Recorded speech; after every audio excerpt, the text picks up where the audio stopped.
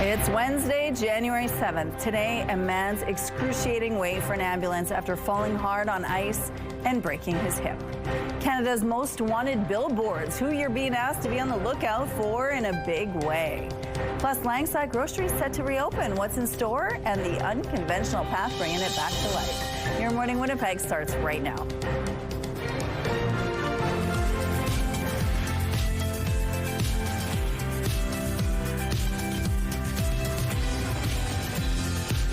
Good morning, Manitoba. Happy Wednesday to you. Thank you so much for being with us here on Your Morning Winnipeg. Ainsley McPhail is live with Canine Advocacy Manitoba. Of course, they help to rescue cats, stray cats, and stray dogs that are up north in remote communities and isolated rural communities as well. So we're going to find out a little bit more on what you could do to support them, because they really need some help right now. But they also have so many cats and dogs that need forever homes. So we're going to get a tour of the place and find out a little bit more on some of these animals that you could adopt. Oh, I can't wait. I'm so jealous. Yes, it's fun to see all these little cuties, and it's a good day to take your dog or cat outside, maybe. That's right. Yes, it's going to be gorgeous. You don't really need to bundle them too much because our temperatures, you don't need to bundle them really at all, depending on your pet, because wow, is it mild outside to start, and it's going to be getting much milder from here. Minus 10 degrees to kick us off, with the wind chill feeling more like minus 17. It's foggy and misty out there. Winds are out of the south-southwest. Pressure is falling. Humidity sitting at 93%. So yes, another day of foggy and misty starts. We've had that kind of stratus that has been locking in that precipitation and causing some freezing rain, more mixed precipitation, and downright flurries in some areas. Good amount of cloud coverage to kick us off, particularly in very southern areas. Northern Manitoba also a cloudy start, but a good amount of sunshine is heading our way. Futurecast gives us a good sense of this. So there is a slight chance of some flurry activity there in the northeast corner. You can see that little disturbance. As the day progresses, it looks like it tapers off, but you do still hold on to a 30% shot of some flurries. While the rest of us, we start to see those clouds clear away, a mix of sun and cloud in the morning and clearer skies into the afternoon. Light winds and above seasonal values. Overnight, you see that flickering there. That is bringing that slight chance of flurry activity, maybe some freezing drizzle to Winnipeg and surrounding areas in the Red River Valley. Up north, mostly just partly cloudy skies. And then into tomorrow, we're starting to see that cloud coverage break up. Another sunny day ahead with mild temperatures. Not quite as mild as we're going to be seeing today, but not too shabby either. For today, as mentioned, very warm at minus 2 degrees, considering minus 13 is a typical high. We're doing really well in terms of our temperatures. Overnight, mercury not budging a lot at minus 8. That's when we get that possibility of flurry activity. Tomorrow, likely a foggy or cloudy start to the day, but from there, clear skies with a high of minus 6. And as you can see, we don't break back to typical values until Saturday, and it's pretty short-lived. Thank you, Catherine. A Wolseley man is speaking out after he endured a disturbingly long wait for a city ambulance. The man slipped outside his home and was left waiting for 11 hours before help arrived. Here's CTV's Harrison Shin with his call for a better system. Okay, so that's the chair I was sitting in for 11 hours while I waited for the ambulance. Not very comfortable. Spending both Christmas and New Year's Eve in a hospital bed wasn't part of Ken McKinnon's holiday plan. McKinnon says at around 9:50 a.m. on Saturday, December 20th, he was walking to his car on this street in Wolseley when he slipped. He tried to get up, but he couldn't. He was lying in the roadway. A few minutes later, his neighbor Craig Wallace and his wife Christy saw him from their window. I then ran outside, got my jacket on, ran outside. By that time, there was a second person with him, and assessed the situation. He said he thinks he broke his hip, and so the three of us managed to move him into his house. McKinnon says his wife Vera called an ambulance right after, but he says first responders did not come to his house until 9 p.m. that day, waiting for 11 hours. I was just breathing through the pain. I was taking Tylenol and ibuprofen, and nothing was helping. And I basically just couldn't move. Like if I moved like even slightly, a millimeter, I would be in shocking pain. McKinnon says he was transported to Grace Hospital. He had a fractured hip, got a surgery done, and was discharged on New Year's Day. McKinnon says there has to be a system to deal with lengthy wait time. After a certain point of length, you really need to be picked up, because that's detrimental to your health, your mental health, and who knows how much it can make your injury worse. Harrison Shin, CTV News, Winnipeg. The city says it cannot provide specific details on this case due to privacy reasons. However, a spokesperson confirmed there was a staffing shortage on December 20th. Out of 19 ambulances that are normally on shift, 16 were staffed for daytime, 14 for the night shift. And in terms of the wait, they say the dispatchers use a triage system, meaning depending on the severity, some people may wait longer than others, a protocol similar to emergency rooms. When people come out to Dakota Community Center to watch a hockey game, they want to see all the action. That wasn't always easy for people living with physical disabilities. 2 new accessible viewing platforms are now open at the community center. They ensure people who are unable to climb stairs can now safely enjoy ice sports at Dakota. The platforms have built-in seating along with 4 designated spaces for people who use wheelchairs or walkers. What you're standing on today and what you're experiencing is really kind of, I would say, the epitome of inclusiveness. These platforms, they're about belonging, they're about independence, they're about equal access to shared experiences, and really what it comes down to, again, I'll just repeat, they're about inclusiveness. Total cost of the project was $185,000. The city contributed $100,000 from the community center renovation grant. In Calgary, a shocking video has emerged on social media of someone throwing a traffic pylon off a high-rise balcony. The person struggles with the weight of the pylon before sending it crashing onto the sidewalk below. Luckily, no one was hurt. Police say a 28-year-old woman has been charged with mischief causing danger to life. A zipline course at a trampoline park in Toronto has now been shut down after an 11-year-old boy fell several meters onto a concrete floor. I feel horrible inside because it's like I feel kind of responsible because I know of all these safety features and that none of them are in play, but yet I can't get through to anybody until there's an actual accident. Denver Nuttall has worked as a rock climbing instructor and guide for treetop trekking. He says he questioned staff about safety weeks before this incident happened after visiting the Toronto trampoline park with his son. Over the weekend, 11-year-old Raman Azizi fell and is now recovering from internal bruising. The Technical Standards and Safety Authority told CTV News that it determined the zip line at Aero Sports Trampoline Park was under its jurisdiction, but that it was not aware the facility even had a zip line. The regulator has now taken the zip line out of service. A class action lawsuit against Ticketmaster in Quebec can go ahead. Quebec's Superior Court approved the lawsuit, which accuses Ticketmaster of charging abusive service fees. The lawsuit argues these fees are a violation of Quebec's Consumer Protection Act and Civil Code. That's because the fees are based on ticket prices, not on the cost of the service being provided. If the suit is successful, Ticketmaster may have to pay out to affected customers. Doctors are raising the alarm about a troubling trend among teens and kids as they see a rise in young people using illegal high-dose caffeine pouches. Yeah, like, if a person is using these caffeine pouches, you might see that they're more irritable compared to normal. They might have a tremor in their hands and extremities, and it might appear to be more anxious. And, as you mentioned, it's dangerous because a lot of these pouches have doses of caffeine much higher than just a regular cup of coffee. Health risks include cardiovascular issues and gastrointestinal problems. When it comes to caffeine intake for teens, Health Canada advises no more than 2.5 milligrams per kilogram of body weight.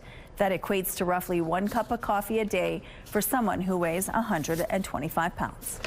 Being in the hospital is never fun, and it's especially true if you're a kid, which is why the Children's Hospital Foundation of Manitoba is calling on artists to help brighten up the hospital. Yours are double doors, so you go through the first set of doors and it has to close. The foundation plans to choose up to 20 artists to create nature-themed and child-friendly artwork for the cancer, blood disorder, and transplant wards. And it's good timing for a project of this type. The Children's Hospital is currently undergoing a huge renovation project as part of a broader revitalization campaign. Officials want to help the kids feel more at home in the space. We want to engage artists in those communities that can bring their creativity, bring their imagination to help through design improve the experience of the kids and the caregivers and the families during their challenging times. Artists can learn more about the project by going to graffitigallery.ca. If you want to submit an idea, the deadline for applications is February 2nd. Here's a look now what's happening in traffic outside at Portage Avenue at Polo Park. Things are moving pretty well starting off this Wednesday morning. And the streets are pretty good as well. If you see any issues out there, though, please let us know. Let's go to Ainsley McPhail, who's live at K9 Advocacy MB. And oh my goodness, look at that little face. And I'm not just talking about you, Ainsley, the little kitty cat. Good morning. I know, and she's been kind of wrestling with me a little bit this morning, so my apologies if it looks like that's what's happening. I didn't have the heart to tell cameraman Kenny that I am, in fact, allergic to cats. K9 Advocacy Manitoba is doing amazing things in our community.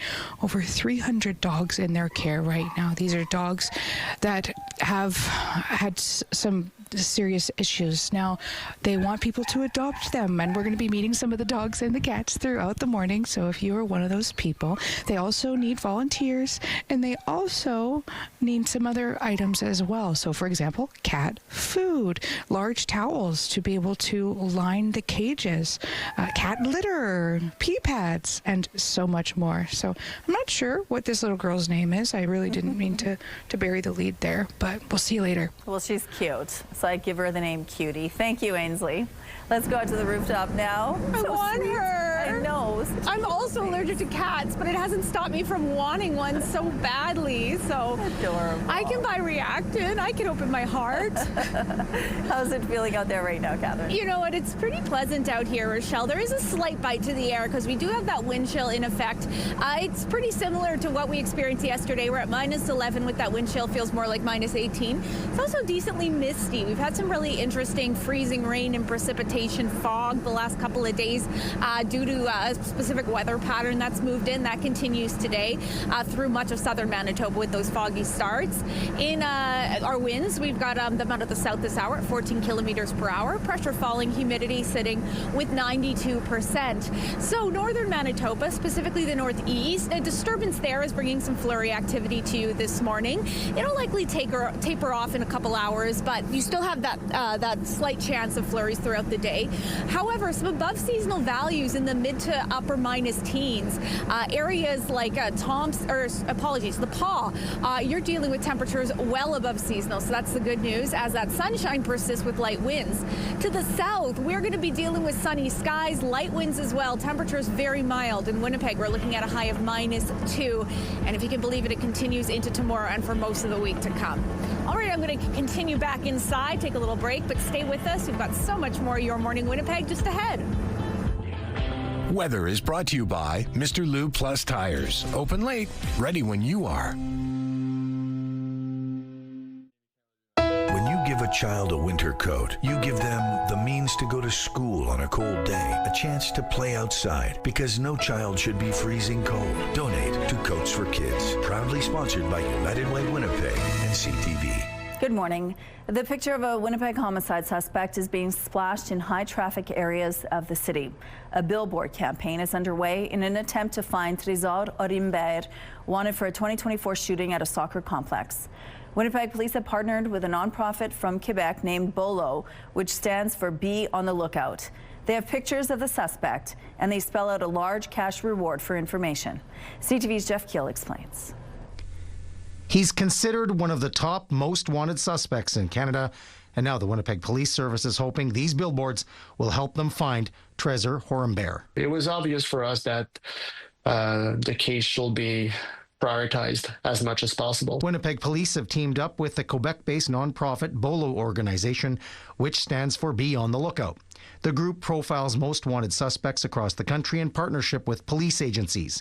In this case, there are alerts on social media and 4 billboards in high-traffic areas, 2 on Portage Avenue and 2 in South Winnipeg, offering a reward of up to $100,000. It's part of the standard toolbox that we have at BOLO program to amplify cases. Police issued a Canada-wide warrant for Trésor Orimber last February in connection to a 2024 shooting at this South Winnipeg soccer complex. 22-year-old Mohammed Yusuf Abduli was shot and killed after playing in a game. At a public event, in a public setting, with deep community impacts. The Winnipeg Police Service says they've been working with BOLO for many years. The BOLO program has been effective in generating tips and will continue to be utilized in future WPS-led investigations. And if you do have information to share, Bolo's executive director wants people to know the reward expires on June 9th. So I urge you to call now if you have something to say. Jeff Keel, CTV News, Winnipeg. The billboards are expected to stay up between 4 and 8 weeks. More hateful graffiti has popped up in Winnipeg, this time defacing a school in Crescentwood. In a letter to parents obtained by CTV News, Winnipeg School Division Superintendent Matt Henderson says a swastika was spray painted on Kelvin High School late Monday. Henderson says Winnipeg Police, along with the Center for Israel and Jewish Affairs and the Jewish Federation of Winnipeg, were notified. And the division planned to remove the graffiti immediately. As a community, we have to stand up and say this is wrong, this is heinous. We will not stand for this. Spokesperson for the Winnipeg Police Service confirmed Major Crimes is investigating. This comes just days after congregation Sherry Zedek in Winnipeg was also tagged. And Habibi's Cafe, a Palestinian-owned restaurant, had its windows smashed. Both of those incidents are under investigation as well. The U.S. is not backing off threats to take over Greenland as Canada and other allies push back. The future of Greenland and Denmark are decided solely by the people of Denmark. In Greenland, we know that. Speaking with the Danish Prime Minister yesterday, Prime Minister Mark Carney said Canada will always support Denmark's sovereignty. This includes the autonomous island of Greenland. In another show of support, Canada will open a consulate in Greenland next month. Foreign Minister Anita Anand and Governor General Mary Simon are expected to be there for the opening. Nobody's going to fight the United States militarily over the future of Greenland. A statement from the White House says, quote, the president and his team are discussing a range of options, adding, utilizing the U.S. military is always an option. Denmark is warning a U.S. attack on Greenland will mean the end of NATO. The leaders of France, Germany, Italy, Poland, Spain, and the U.K. have released a joint letter repeating their support for Greenland. U.S. President Donald Trump first floated the idea of acquiring Greenland in 2019. This apartment in Quebec has been nicknamed the Ice Castle. Why? Well, this is what it looks like. This is the apartment in Trois-Rivières.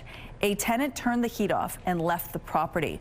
The owner of the building assumed they were trying to cut costs while being out of the home, but the frigid temperatures caused the pipes to burst. Water poured into the apartment and froze. The ice is about 30 centimeters thick on the kitchen floor. The tenant has not been paying rent for more than 6 months. He was officially evicted on Monday. The owner of the building says they're going to have to strip, dry, and rebuild what is covered by insurance. A local pilot project is making it easier for Winnipeg seniors to access nutritious and affordable food. It's called the Food Access Bus. Once a month, it picks seniors up from the 55-plus apartment complexes in Old Kildonan and brings them to Freshco to shop for an hour. The program was launched in October and is designed to give older adults access to healthy food options. Old Kildonan City Councillor Devi Sharma says the program is breaking down transportation barriers and providing seniors with a fun outing at the same time. It fosters that independence that they're going out themselves with a group, and opposed to, a family member dropping off groceries. So there is that sense of independence that grows with folks that maybe rely on someone else to bring them groceries. The pilot project is being offered in collaboration with Seven Oaks Resource Network and Gwen Sector Creative Living Center. It's set to run for 6 months. Some road closures to remind you about this morning. The westbound curb lane on Wellington Crescent will be closed from Harrow to Academy. On Taché Avenue, the southbound curb lane is closed between Despins and Dollard. And the southbound curb lane on Doncaster is closed from Cordon to Tuxedo. If you have any other traffic tips, please text them to us at 10400. The CTV Live Eye is brought to you by Bath Fitter, exclusive home of the PermaFit solution. Taking a check outside this hour, it's minus 11 degrees, that wind chill making it feel closer to minus 18. It's quite misty out there with that kind of rainier, if you will, precipitation. I've said if you will about 20 times. Winds are out of the south, barometric pressure is falling, humidity sits at 92%. So we're dealing with some decent temperatures to start, but wow, are we going to be climbing with our mercury. Let me just scoot out of the way so everyone can see where they're at, including Brandon, quite a chilly start at minus 18 degrees. Dauphin, -9. Swan River at -15. In Gimli, -8 degrees. To the north we go, quite chilly in Churchill at -21. Thompson at -16. The wind chill factors not terrible, in fact not in effect in that very northeast corner, whereas yesterday it was making it feel upwards of -30 degrees. And this is definitely a harbinger of what's to come for the day. It's going to be an above seasonal day for all of Manitoba, not just here in Winnipeg, and a sunny one as you put the kids on the bus here in Winnipeg. About -6 as they arrive. Could be a little bit more cloud coverage there, but for the most part clear. -4 as they take lunch, and if you can believe it, heating up even more to -2 on the way home, which is also our high of the day. With those sunny skies and those very mild temperatures, we'll also deal with light winds. Overnight, we do have a slight chance of some precipitation, some flurry activity, maybe some freezing rain, with temperatures dipping down to -8. Tomorrow could be a foggy start, but then from there, lots of sunshine and warm temperatures with a high of -6. Your Skywatch picture of the day, I can't see if this is rye mice or hoarfrost. I'm not sure, but either way, it's picturesque and gorgeous. Thanks to Wendy for sending that in, and keep your weather pictures coming to Winnipeg Weather at ctv.ca.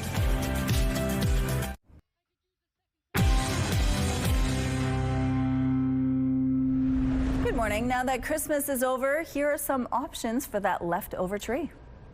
This way they get that nutritional value. It's good for the digestion. Now this is for people in the Ottawa area, but the ideas can work for other communities too. A petting zoo near Winchester takes old trees and uses them as animal feed. People can also take their used trees to the Rideau Canal.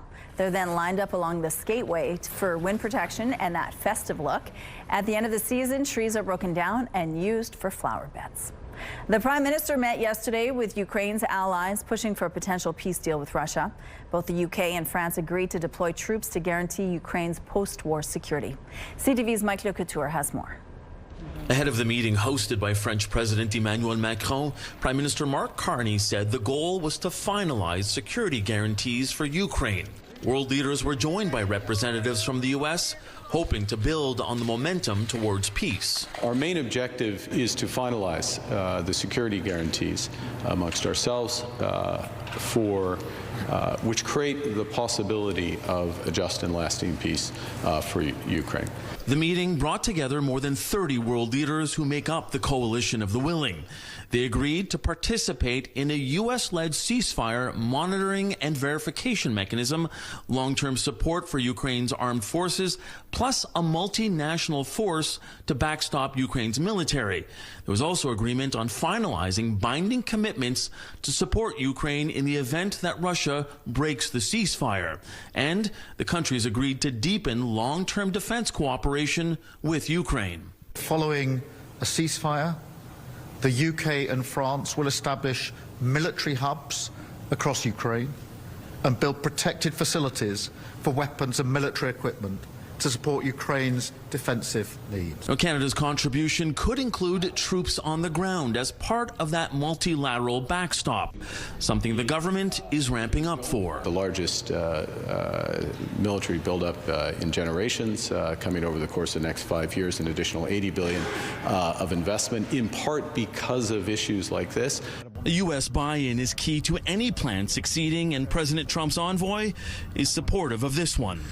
We think we're largely finished with security protocols, which are important so that the people of Ukraine know that when this ends, it ends forever. Nothing can be put into place until there is a ceasefire. Prime Minister Carney reiterated the final elements of that need to be negotiated between the U.S., Ukraine, and Russia. Mike Le Couture, CTV News, Paris.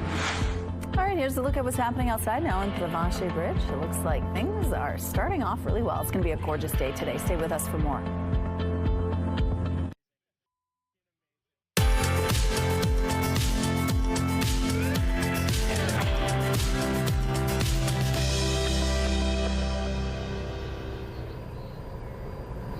A misty start to the day out there in Winnipeg. It's -11 degrees. That wind chill making it feel closer to -18. Making for some slick roads. You can see them shining there under those street lights. Winds are out of the south at 14 kilometers per hour. Pressure is falling. Humidity at 92%. So yes, that mixed precipitation likely going to be pushing out of our skies a little later on this morning. While the northeast, you are dealing with some flurry activity to start off the day. Likely that'll also taper off in the next few hours. However, you do have a slight chance of some flurries throughout the day with lots of sunshine from there and above seasonal values in the mid-minus teens. For us here in Winnipeg, we're also going to be dealing with a very mild day. -2 is our high, considering -13 is what's typical. I'm loving this temperature for today. Winds pretty light out of the southwest at 15 kilometers per hour. We'll have some clouds to kick us off, but mostly sunny skies onwards from there. Overnight tonight, temperatures dipping down to -8. We do have a slight chance of some flurry, maybe some freezing drizzle. There's some moisture and some lower temperatures mixed in with this system that's approaching. So it's a little unclear right now if that precipitation will show up and what form it's in. We do know we will have partly cloudy skies with some fairly strong westerly winds at 20 kilometers per hour. Into tomorrow, another lovely day, -6 degrees with mainly clear sunny skies, and those strong westerly winds persist. From there, we do deal with some very lovely sunny days ahead. The only kind of outlier here is Saturday. Still nice. That's a typical high for this time of year, but we're being spoiled through the beginning part. But we rebound nicely into Sunday with a high of -6 and a mix of sun and cloud. Much the same to start off next work week. Lot of sunshine on the way, excuse me. Highs there across the board of -4 degrees. We're getting a clearer sense of just how much repair work needs to be done following a nearly week-long power outage on a northern First Nation.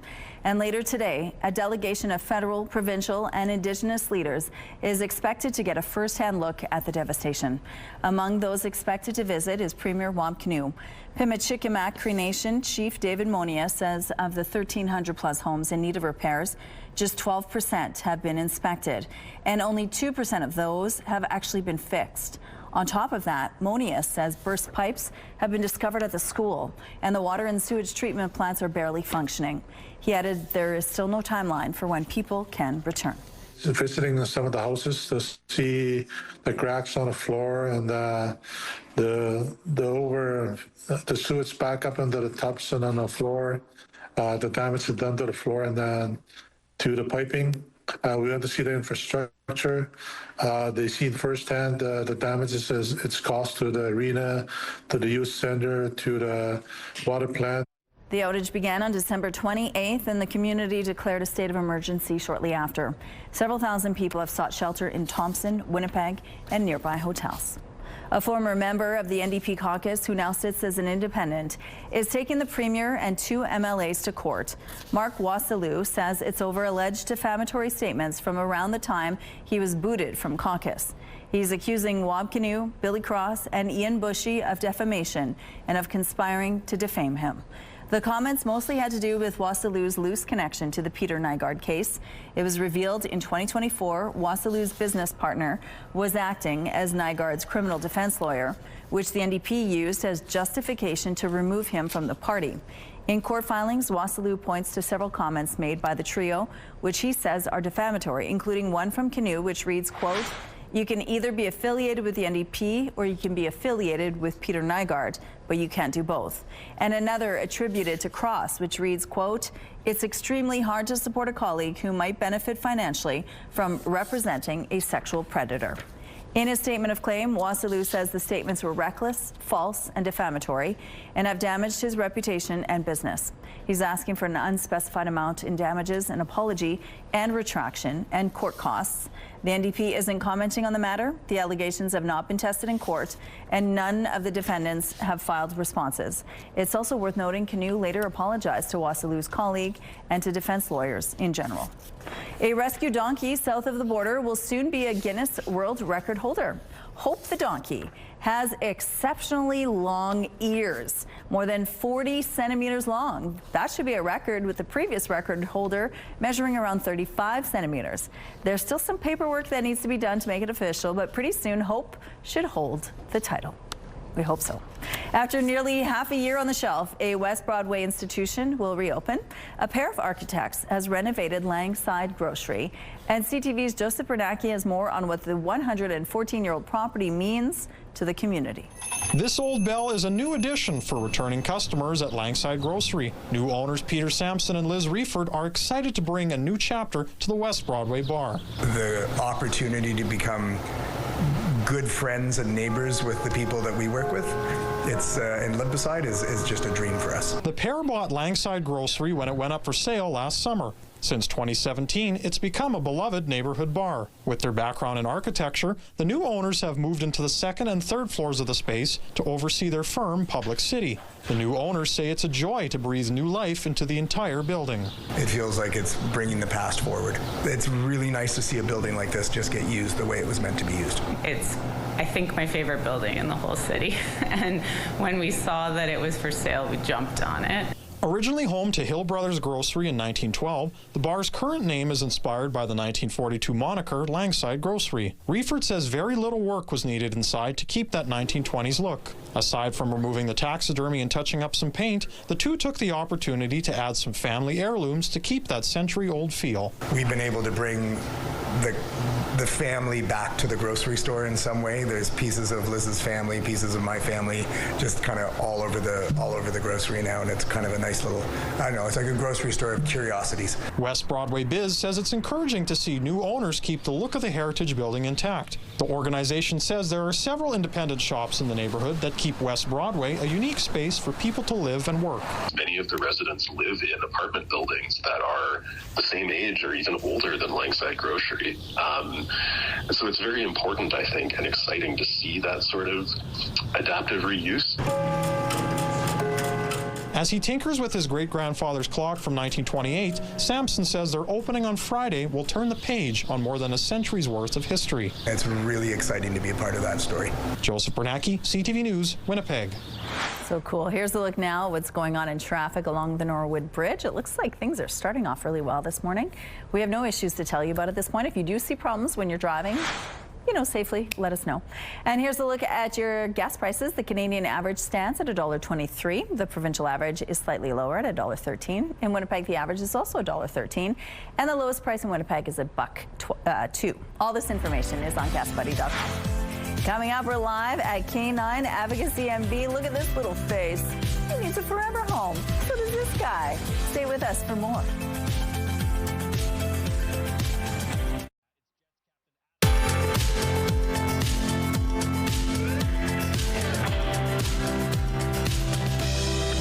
Misty start to your Wednesday here in downtown Winnipeg. Currently, we're sitting at minus 11 degrees. Sorry, there's some emergency vehicles making some noise. Not sure if it's picking up. Wind chill making it feel more like minus 18. Winds out of the south at 14 kilometers per hour. The barometric pressure is falling and the humidity sits at 92%. My goodness. Okay, let me try and concentrate. Let's start at the north and work our way down. A system that's impacting the northeast is bringing some flurry activity this morning. It's likely to taper off, leaving behind sunny skies, not just in the northeast, but all throughout northern Manitoba, and above seasonal values in the low to mid minus teens, considering minus 20 is more typical high for this time of year. It's just going to be a lovely day. For us here in southern Manitoba, lots of sunshine to enjoy. Temperatures also above seasonal, peaking just a few degrees below freezing. Winds will be light with lots of sunshine to enjoy. Okay, I said it once, I've said it again. Ainsley gets some very enviable assignments, and this morning is no exception. She's down at K9 Advocacy MB. Ainsley, no, he's so cute. I know. Well, why does Ainsley keep booking lives with puppies? Maybe this is why. We're at K9 Advocacy Manitoba. What a joy it is, honestly. Even to my endorphins are just hi. This is the sweetest little pups. Jackie Hanna joins us now to tell us all about what they do. Now, these two beautiful pups are up for adoption. Yes, they are. They are on Pet Finder right now. They are up for adoption. We have lots of dogs up for adoptions. All sizes, breeds, and you just have to check us out there. And people earlier on our show on that little shot saw two other dogs. You've got plenty, over 300 of them. But those ones are headed to BC, so it's not just Manitoba that you guys service.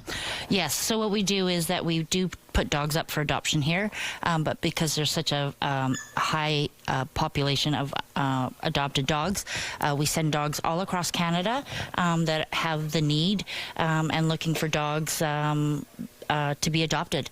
They have actually a waiting list of people looking for dogs. So whatever the quickest way is to get them into their forever homes, that's what we do. And you talked about the need. This is urgent. hundreds and hundreds, thousands of dogs coming into your care year over year. Tell us a little bit about just how urgent it is and why this is happening. Well, it's urgent right now, just especially because of the cold. Dogs are outside in the cold. We get requests every day for dogs to be surrendered. We have people that call us out for injured dogs that need care. We bring them in. So we have about 300 dogs in care right now, and a waiting list. We bring dogs in from all across Manitoba, and it's never ending. So we need to. We're doing a lot of spay and neuter clinics now to help out people that have overpopulation, and we just really need to get some bylaws put into place just to help this overpopulation. Thank you so much. And if you're interested in donating, we have the details on our website. Also, keep watching throughout the morning. How could you not?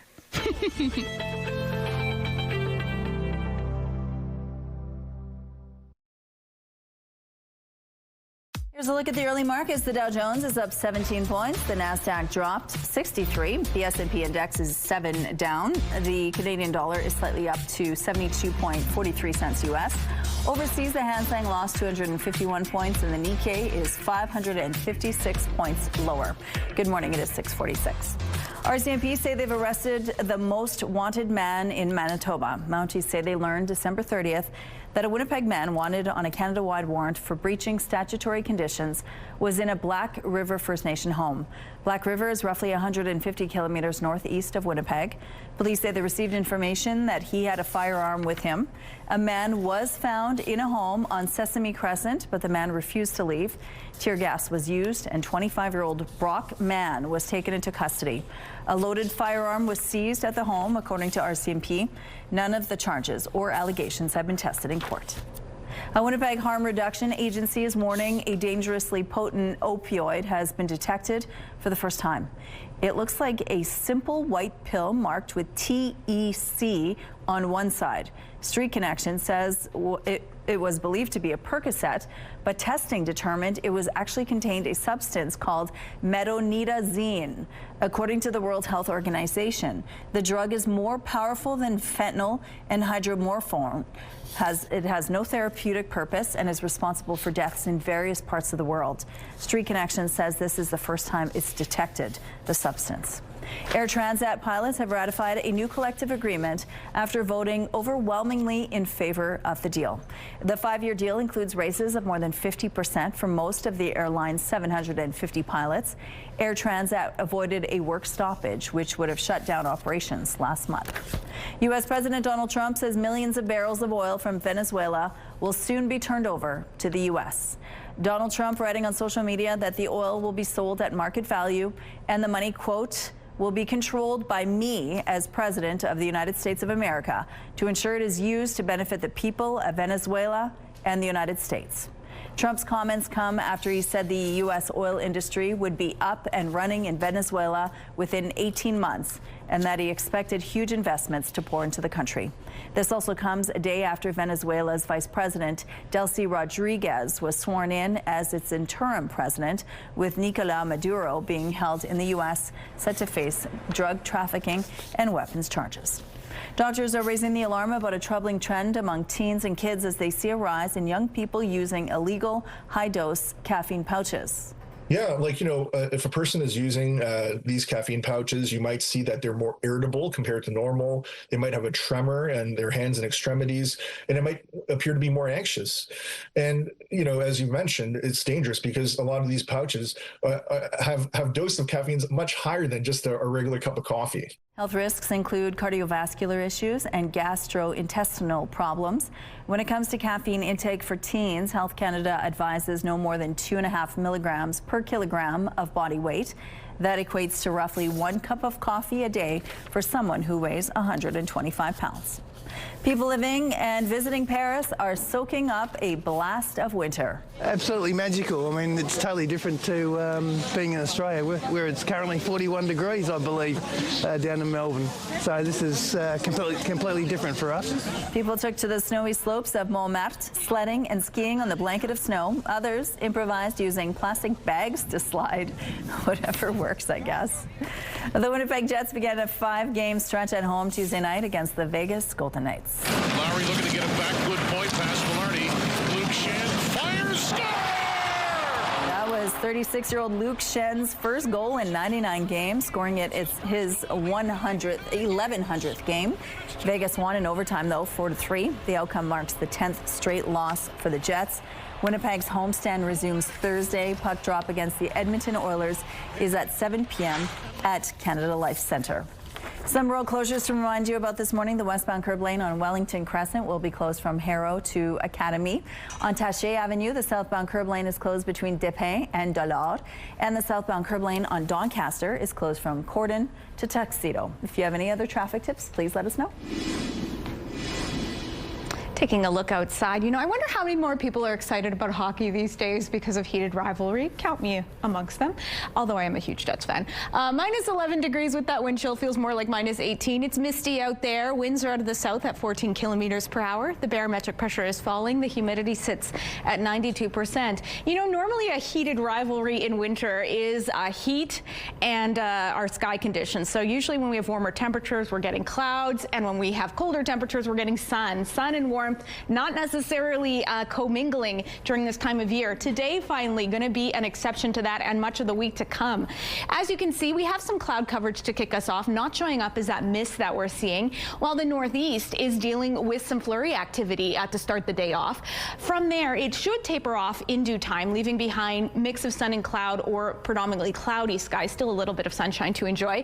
Temperatures, though, well above seasonal. So minus 11 in Island Lake, minus 20 is more typical. So very well done in that stretch. Minus 14 in Thompson, minus 13 in Gillam. Not too shabby in Churchill either at minus 21.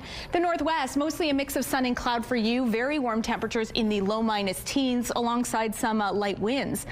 Overnight, into southwestern Manitoba. Getting ahead of myself. Very warm temperatures there, which is actually very surprising considering it's off to a fairly cool start in Brandon, but you're going to be climbing to minus 3, minus 2 in Dauphin under a mix of sun and cloud. Similar temperatures for us here with some lighter southwesterly winds at 15 kilometers per hour. And then into northwestern Ontario, potential for some flurries, about a 40% shot. Above seasonal temperatures there, just a few degrees below freezing. Overnight tonight, we do have a slight chance of some flurry activity as temperatures dip down to minus 8. But tomorrow we're back at it again with lots of sunshine and above seasonal values with a high of minus 6. Thank you, Catherine. A Canadian recruiter has released a list of the top 15 most in-demand jobs for 2026. There are positions that range from healthcare workers to forklift operators. CTV's Matt Gilmore reports. A new year and fresh prospects for young Canadians looking to enter the workforce. Well, they're actually frontline operational roles, a lot of them, and they're really focused on human connection and front-facing relationship building. According to Randstad, the top 5 jobs companies will be looking to fill in 2026 are sales associate, administrative assistant, customer service representative, accounting technician, and receptionist. Nancy D'Onofrio says most of the jobs on the list are entry to mid-level, but with AI, they're evolving. I think there's a lot of discussion as well that AI is replacing roles, but if you look at these roles that are very human focused and relationship based, they're actually elevating these roles. Healthcare is another area where D'Onofrio says there will be job opportunities in 2026. Nurses, pharmacy technicians, and dental assistants are also in the top 15 most in-demand jobs. We're obviously seeing a huge shortage in healthcare because there's a lot of retirements that are happening as well. Perhaps most surprisingly, forklift operator has squeezed into the top 15 this year. D'Onofrio says that's due to the rise of e-commerce and demand on supply chains. Going forward, she expects even more opportunities in logistics and construction. By 2027, there's going to be a shortage of 172,000 workers. Most of the jobs on the list pay an average of between $50,000 and $70,000 per year. Economist Moshe Lander says that's a decent starting point for young Canadians, but still low compared to Canada's cost of living. Is that going to get you an affordable cost of living? And most Canadians at $50,000 to $60,000 are going to say, no, it won't. That's why he says it's important to look for jobs with opportunities for growth. If it's merely something to pass the time between 9 and 5, Monday to Friday, it's going to be really hard to get those above inflation wages because your productivity is just going to stagger. Food for thought for the many young Canadians preparing to enter the job market, nervous about their chances of getting ahead. Matt Gilmore, CTV News. Anyone who has a backyard rink knows keeping the ice smooth is one of the hardest parts, but one Western Quebec resident has figured out a solution. He built himself his own ice clearer. CTV's Dave Charbonneau has more. And in 2010, I decided to start doing a skating rink on the lake. For Chris Flynn, building a rink on Long Lake in Mayo, Quebec, northeast of Gatineau, has been a labor of love for more than a decade. But keeping the ice smooth wasn't always easy. Until now. The last year, year or two, Stefan has helped me to take it to another level. That next level came from his neighbor, Stéphane Dehaye, and a machine he built by hand. What we like about it, it's the same shape as a real Zamboni. The project started with old equipment and a lot of problem solving. I had an old lawnmower machine, and I start from there. The homemade Zamboni uses hot water, just like the real thing, making a big difference. The result? Smooth, glistening ice. We're able to use hot water, which cures and repairs the ice better than cold water. The machine even rolls out between periods, turning a pickup game into something straight out of an arena. So it's everyone's true dream. In between periods, this miniature Zamboni came and did the rink. The video of that moment has now gone viral, but for Dehaye, the payoff is much simpler. It's a lot of work to maintain the rink on the lake, but every time we got people using it, it's a reward for us. A homemade Zamboni, a backyard rink, and a neighborhood project that shows just how far Canadians will go for the love of the game. Dave Charbonneau, CTV News. All right, we're going to take a break here. We'll be right back after this.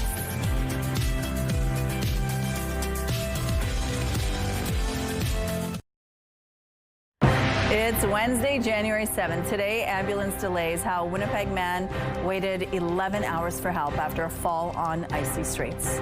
Plus, Peace Pact, Canada signs on to a post-ceasefire security plan for Ukraine. And Food Access Bus, a new pilot brings fresh groceries straight to Winnipeg seniors. Your Morning Winnipeg starts right now.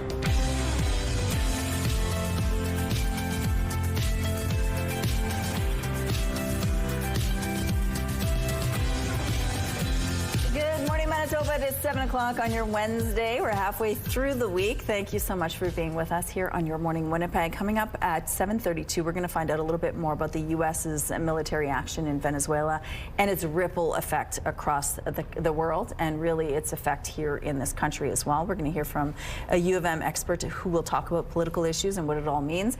And then at 7:52, we're going to hear about, it's called New Assisted Excursion Services, providing services to people who have mobility issues that might not necessarily just want to go to a medical appointment all the time, that want to explore a province but don't have the means. They're providing those means for people who need them. So we're going to find out a little bit more about that. I love that. Yeah, I do too. And if you want to get outside, today is going to be a beautiful day to do that. Absolutely. And actually this whole week, if you are really missing heading outside, spending that time, usually January is not so hospitable for those kind of outdoor excursions. This week, man, it's going to be gorgeous. We're starting off at -11 with the wind chill feeling closer to -18.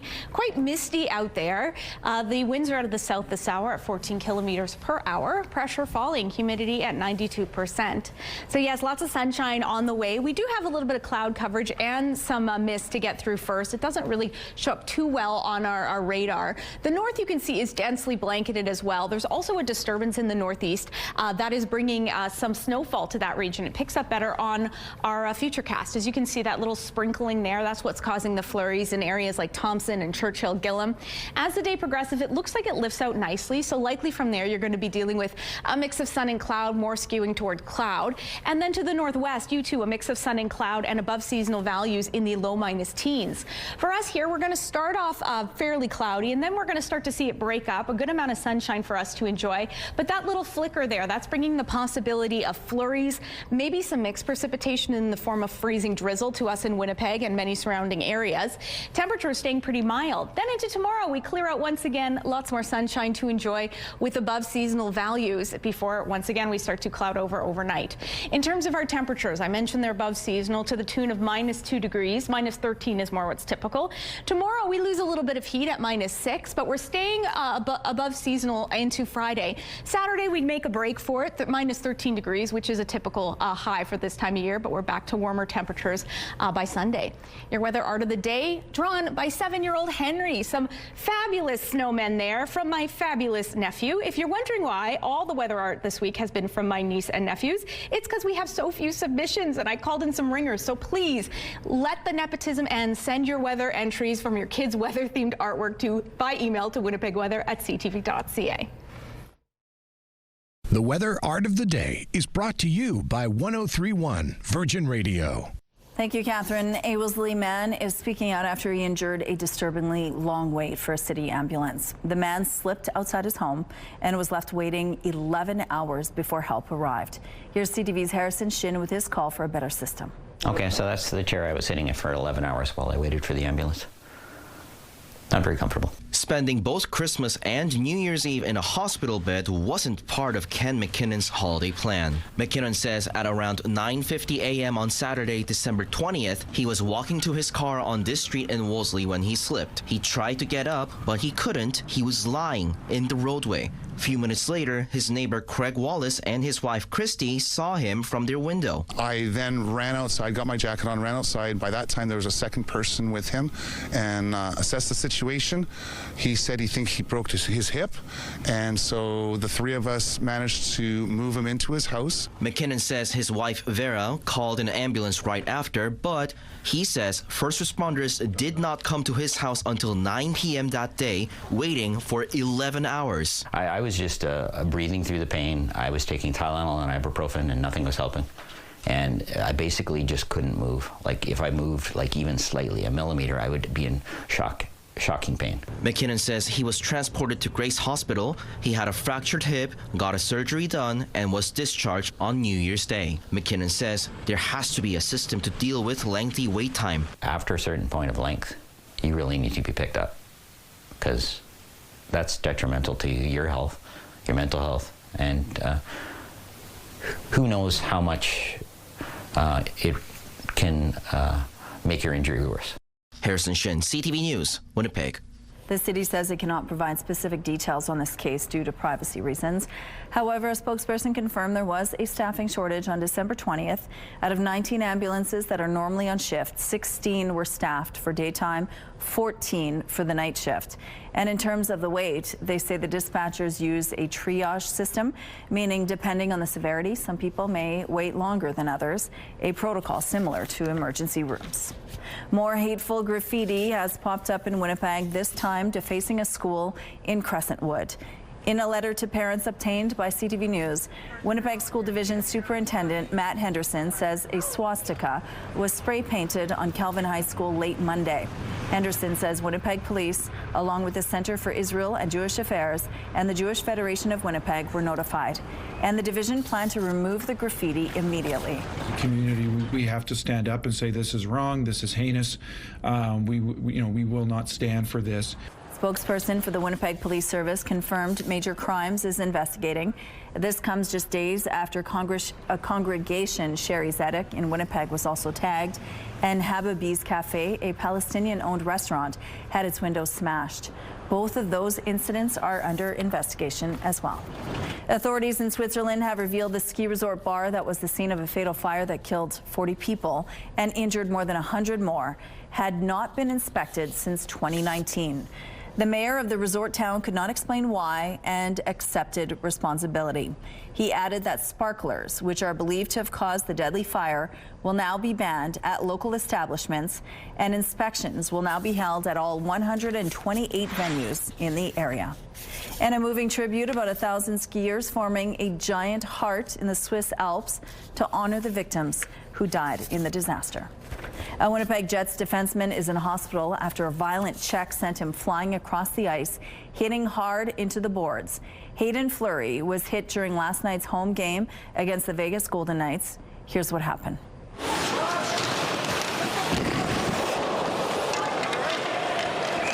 As you just saw, Fleury was able to reposition himself immediately afterwards. He was carried off the ice in a stretcher, and an ambulance transported him to hospital. A statement from Winnipeg Jets PR says Fleury was fully alert and moving his extremities when he left. When people come out to Dakota Community Center to watch a hockey game, they want to see all the action. That wasn't always easy for people living with physical disabilities. 2 new accessible viewing platforms are now open at the community center. They ensure people who are unable to climb stairs can now safely enjoy ice sports at Dakota. The platforms have built-in seating along with 4 designated spaces for people who use wheelchairs or walkers. What you're standing on today and what you're experiencing is really kind of, I would say, the epitome of inclusiveness. These platforms, they're about belonging, they're about independence, they're about equal access to shared experiences, and really what it comes down to, again, I'll just repeat, they're about inclusiveness. The total cost of the project was $185,000. The city contributed $100,000 from the community center renovation grant. Here's what's happening now in Kenaston and Sterling Lion. We have no issues to tell you about in this part of the city. If you see any issues out there, though, please let us know. Uncertainty on tariffs and the economy hit Greater Toronto home sales in 2025 as they fell 11.2% compared to 2024, even as inventory remained elevated, with new listings up 10.1% year over year. The average selling price declined 5.1% compared with a year earlier, just over $1 million, $1,006 to be exact, is the composite benchmark price. It's meant to represent the typical home, and it fell 6.3% year over year. U.S. President Donald Trump says Venezuela will provide 30 million to 50 million barrels of oil to the U.S., and he pledged to use proceeds from the sale of this oil to benefit the people of both countries. The White House is organizing a meeting on Friday with U.S. oil company executives to discuss Venezuela, which the Trump administration has been pressuring to open its vast but struggling oil industry more widely to American investment and know-how. Meanwhile, Venezuela's acting president, Delcy Rodriguez, pushed back on Trump, who earlier this week warned she'd face an outcome worse than Maduro's if she does not do what's right. Now, in a speech, she said, "Personally, to those who threaten me, my destiny is not determined by them, but by God." Those are your morning business headlines. For BNN Bloomberg, I'm Roger Peterson. Let's go now to the Canine Advocacy MB with Ainsley and this little cutie right now. Good morning, Ainsley. Who is this? Oh, sorry. I was just giving Rogan a little pep talk because I want him to get adopted. Not that he needs any of my help. Pose. We're at Canine Advocacy Manitoba, and while the dogs and cats are adorable, they're in some serious need of help and assistance. They have over 300 dogs in their care, and because of that need, they are certainly seeking volunteers, fosters, maybe a little bit of cash as well, because those vet bills are not cheap. At home, if you have anything like towels to line some of the cages over the winter, if you have wet cat food, cat litter, these things, once again, they add up. They also are advocating for responsible pet ownership. So again, adorable, but if it's not good for your family, maybe it's just not the time right now. Stay with us throughout the morning. Oh my gosh, I just can't right now. So sweet. Thank you. I know. Oh my gosh, they look so sleepy and dopey. I love the little puppy look. If these segments go on, I'm going to be like Melissa McCarthy in Bridesmaids. I'm just going to have like 20 dogs. So like I want to take them all home. I know, they're so sweet. They are. Such a great way to start a Wednesday morning. Yes, let's hope we find them some forever homes. Okay, in terms of your pets, if you're taking them out for a walk today, it's going to be mild and lovely. No need to rush on home after they've done their business because it's going to be just so lovely. Minus 12 degrees with that wind chill, though, feeling a few degrees cooler. It's cleared out nicely here in downtown Winnipeg from before when we had some mist. Winds are out of the south at 13 clicks. Barometric pressure falling, humidity sits at 91%. So for us here in southern Manitoba, well, we had that little bit of mist to start us off. We'll get a little bit of cloud coverage to start the day off, and then some lovely sunshine into the afternoon. Wonderful highs, just a few degrees below freezing and many degrees above seasonal. For us here in Winnipeg, that's -2. Winds will also be light. To the north, there is some flurry activity kick off your day in the northeast in areas like Thompson, Gillam. That should taper off later on this morning, leaving behind mixes of sun and clouds, skewing a little bit more towards cloud into the afternoon. The northwest, clearest skies for you, above seasonal temperatures in the low -teens. And if you can believe it, this warm streak continues for us here in southern Manitoba for much of the rest of the week to come. Weather is brought to you by Blinds Are Beautiful. Our new Hunter Douglas showroom is at 900 Lorimer. Well, it's time now for a question of the day. We know Ainsley is live this morning at K9 Advocacy Manitoba, and we want to know, have you ever adopted or rescued a pet that changed your life? Share your story and a photo with us, please. You can text your answer to 10400. Make sure to follow the automated instructions so we can feature your response, and don't forget to include your name, please. At Your Morning Winnipeg, we're all about celebrating your amazing pets, furry, feathered, or scaly. Your Pet of the Week submissions are amazing. We want more, whether it's dogs, cats, birds, or any other pet pals. Send them our way. Drop your pet photos and a fun little story about them to Pet of the Week at ctv.ca, and then catch us every Thursday to find out if your pet is our Pet of the Week on Your Morning Winnipeg. We're going to take a break here. We'll be right back.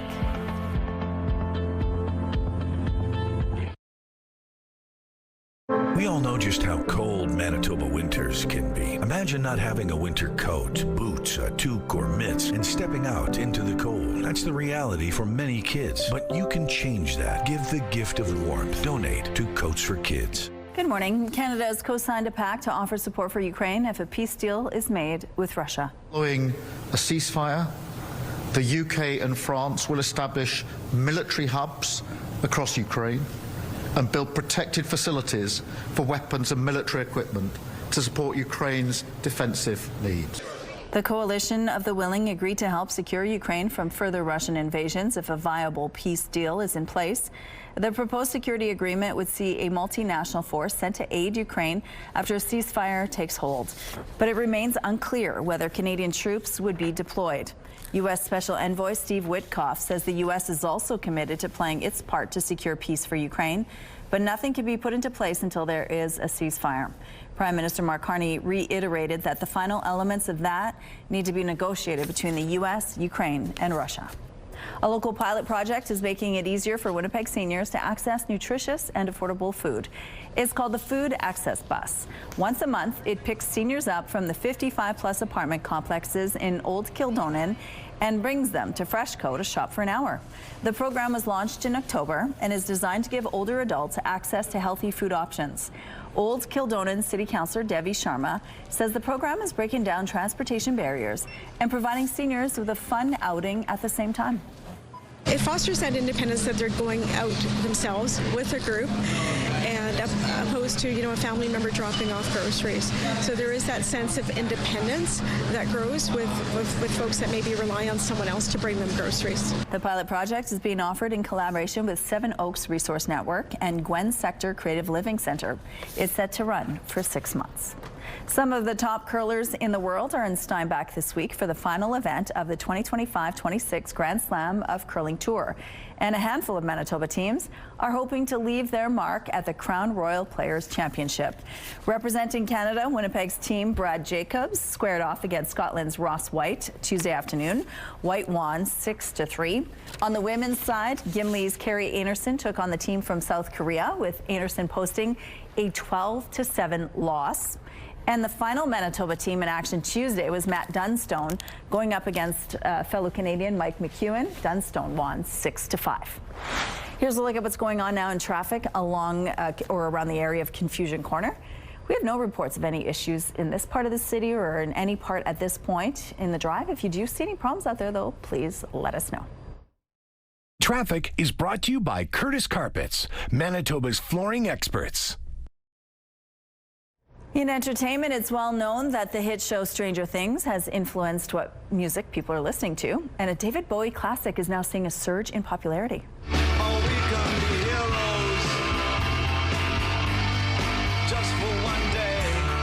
The 1977 hit Heroes is spiking to the top of people's playlists thanks to his prominent placement in the finale of Stranger Things. New data finds the song saw a spike of nearly 500% in streams after soundtracking the end credits. To put that into perspective, here are the stats. Over the last 5 months, Heroes averaged about 94,000 daily streams.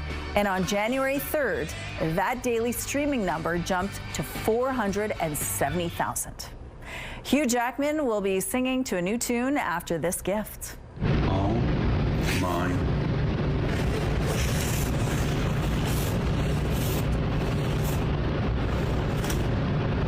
That's from Neil Diamond. Yes. Jackman was just gifted a guitar from Neil Diamond. He said it's one of the most awesome gifts he's ever received. Jackman stars in the film Song Sung Blue alongside Kate Hudson. It follows the true story of a Neil Diamond cover band from Milwaukee called Lightning and Thunder.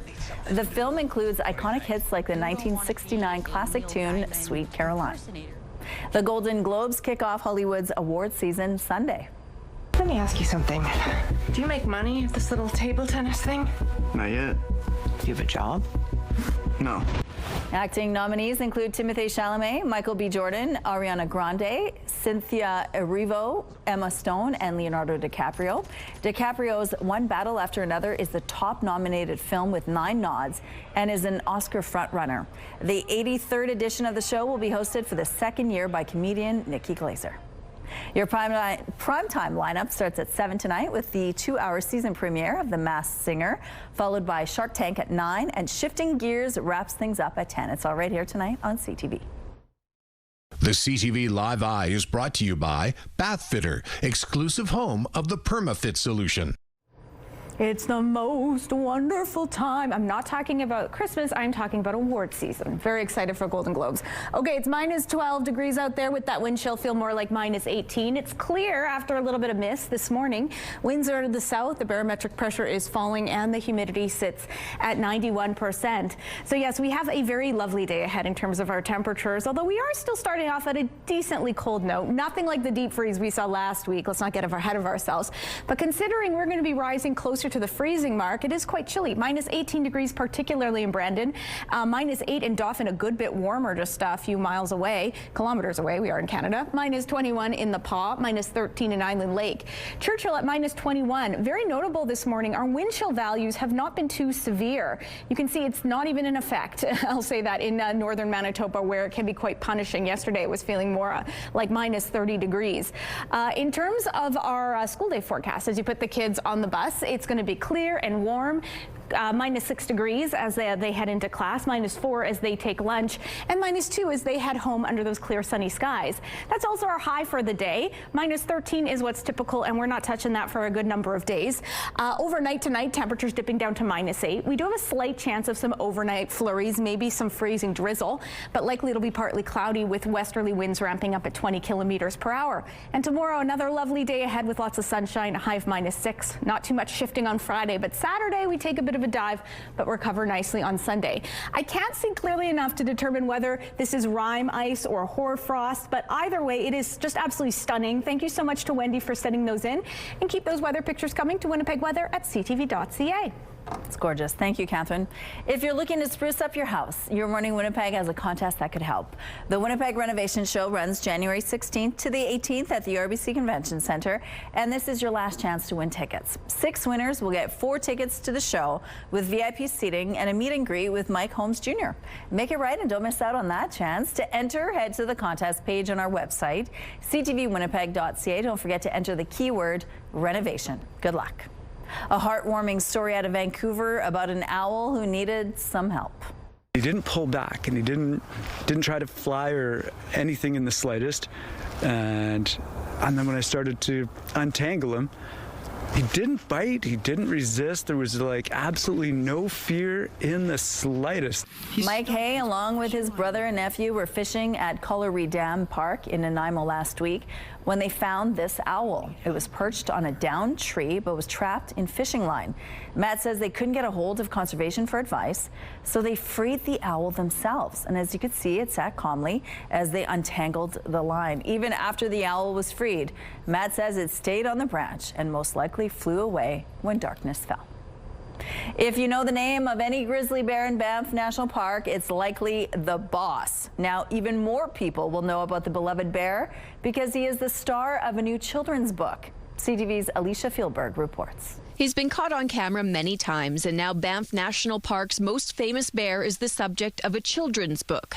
The boss has been the dominant grizzly in the area for more than a decade. And he's a great, actually, subject to write a book about because he's been around humans so much. The author's kids love watching bears on National Park's wildlife cameras, which sparked many trips and many more sightings. Well over 100, maybe close to 200 bears now. Including the boss. We come to Banff quite often, so we actually had the privilege to see him. That inspired this American author who worked with an Edmonton publisher and a distributor from Dead Man's Flats. Important to support local culture, right? Respect nature and creation and learning a little bit about it. Our sort of celebrity bear, but it's fantastic. It's exactly the sort of book that we like to support. The fictional tale depicts the celebrity bear at famous sites in Banff, and one image seems to have inspired his travels. I think Boss read my book as well. After the book came out, he was spotted in Johnston's Canyon. The goal is to inspire humans as well, to protect nature and understand the challenges bears face. They have to learn about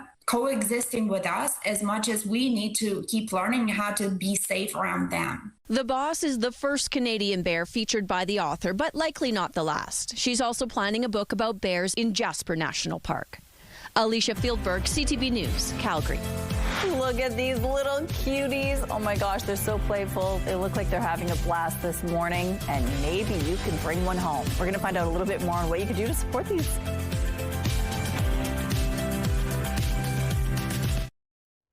Let's go back now to Ainsley McPhail, who's just loving her live hit this morning, getting inundated with the cutest puppies in the world. Good morning, Ainsley.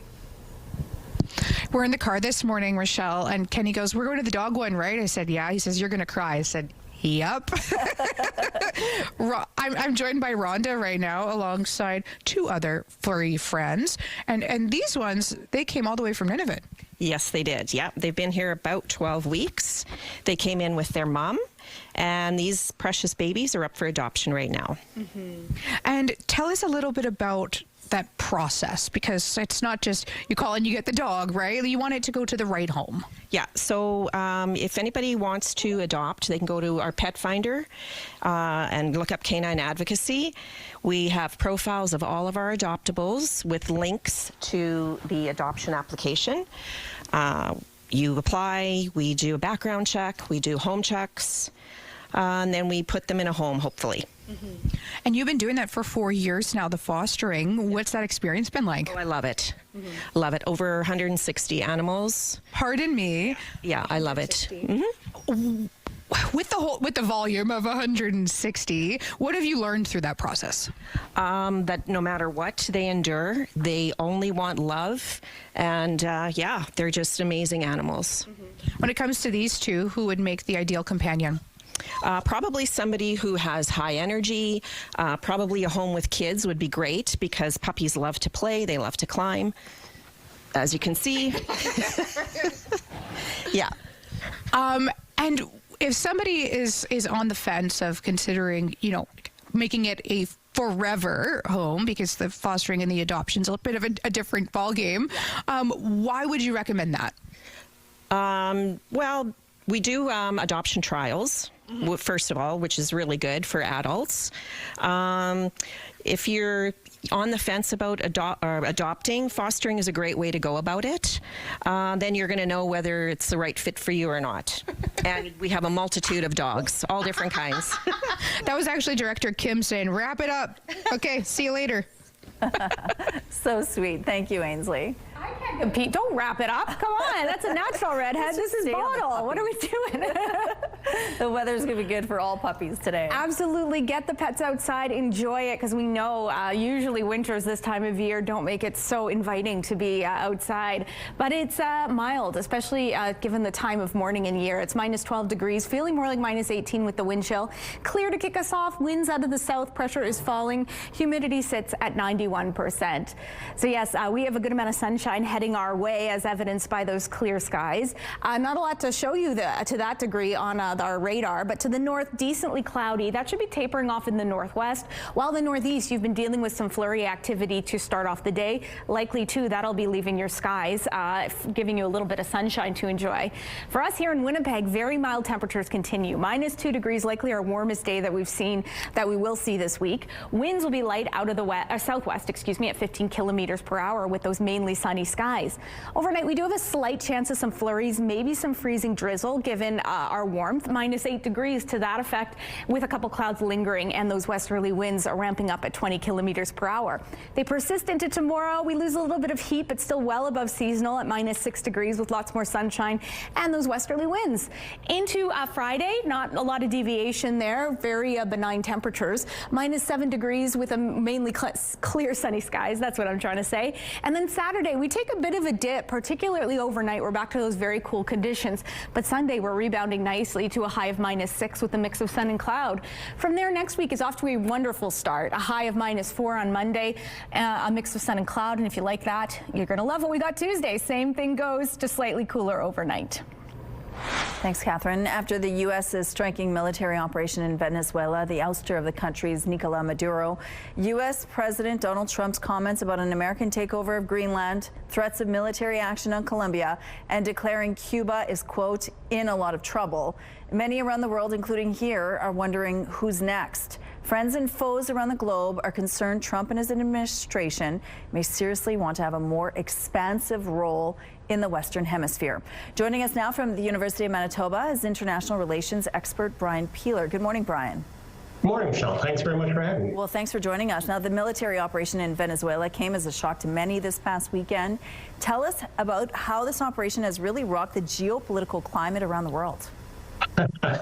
Well, I think that has put a lot of leaders on edge, particularly in Central and South America, in the reaction to many of these people and their ambassadors to the United Nations over the last several days. And again, as you mentioned with the comments about Greenland and Denmark, NATO members, NATO head states are very angry as well. So the instability this creates in the international system is not helpful to anyone.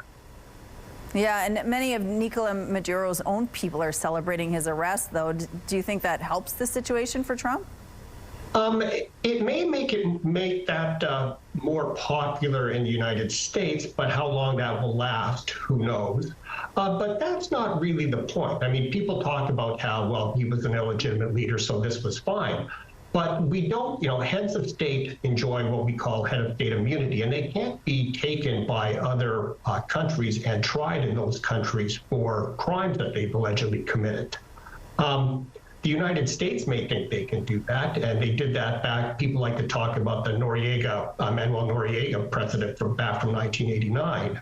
But people seem to forget that that was also roundly condemned at the time, and that Noriega was eventually given prisoner of war status by U.S. courts.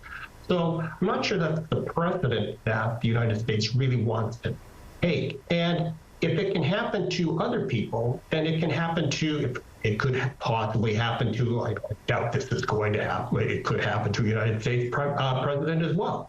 Yeah, and I guess that's what political leaders around the world are worried about, right? This could set a precedent for Trump. Yeah, exactly. I mean, if we want to talk about the implications for Canada, I mean, recall that over the last year or so, all the talk about fentanyl, fentanyl was coming into the United States via Canada. Are we going to see strikes on boats in the Great Lakes, right?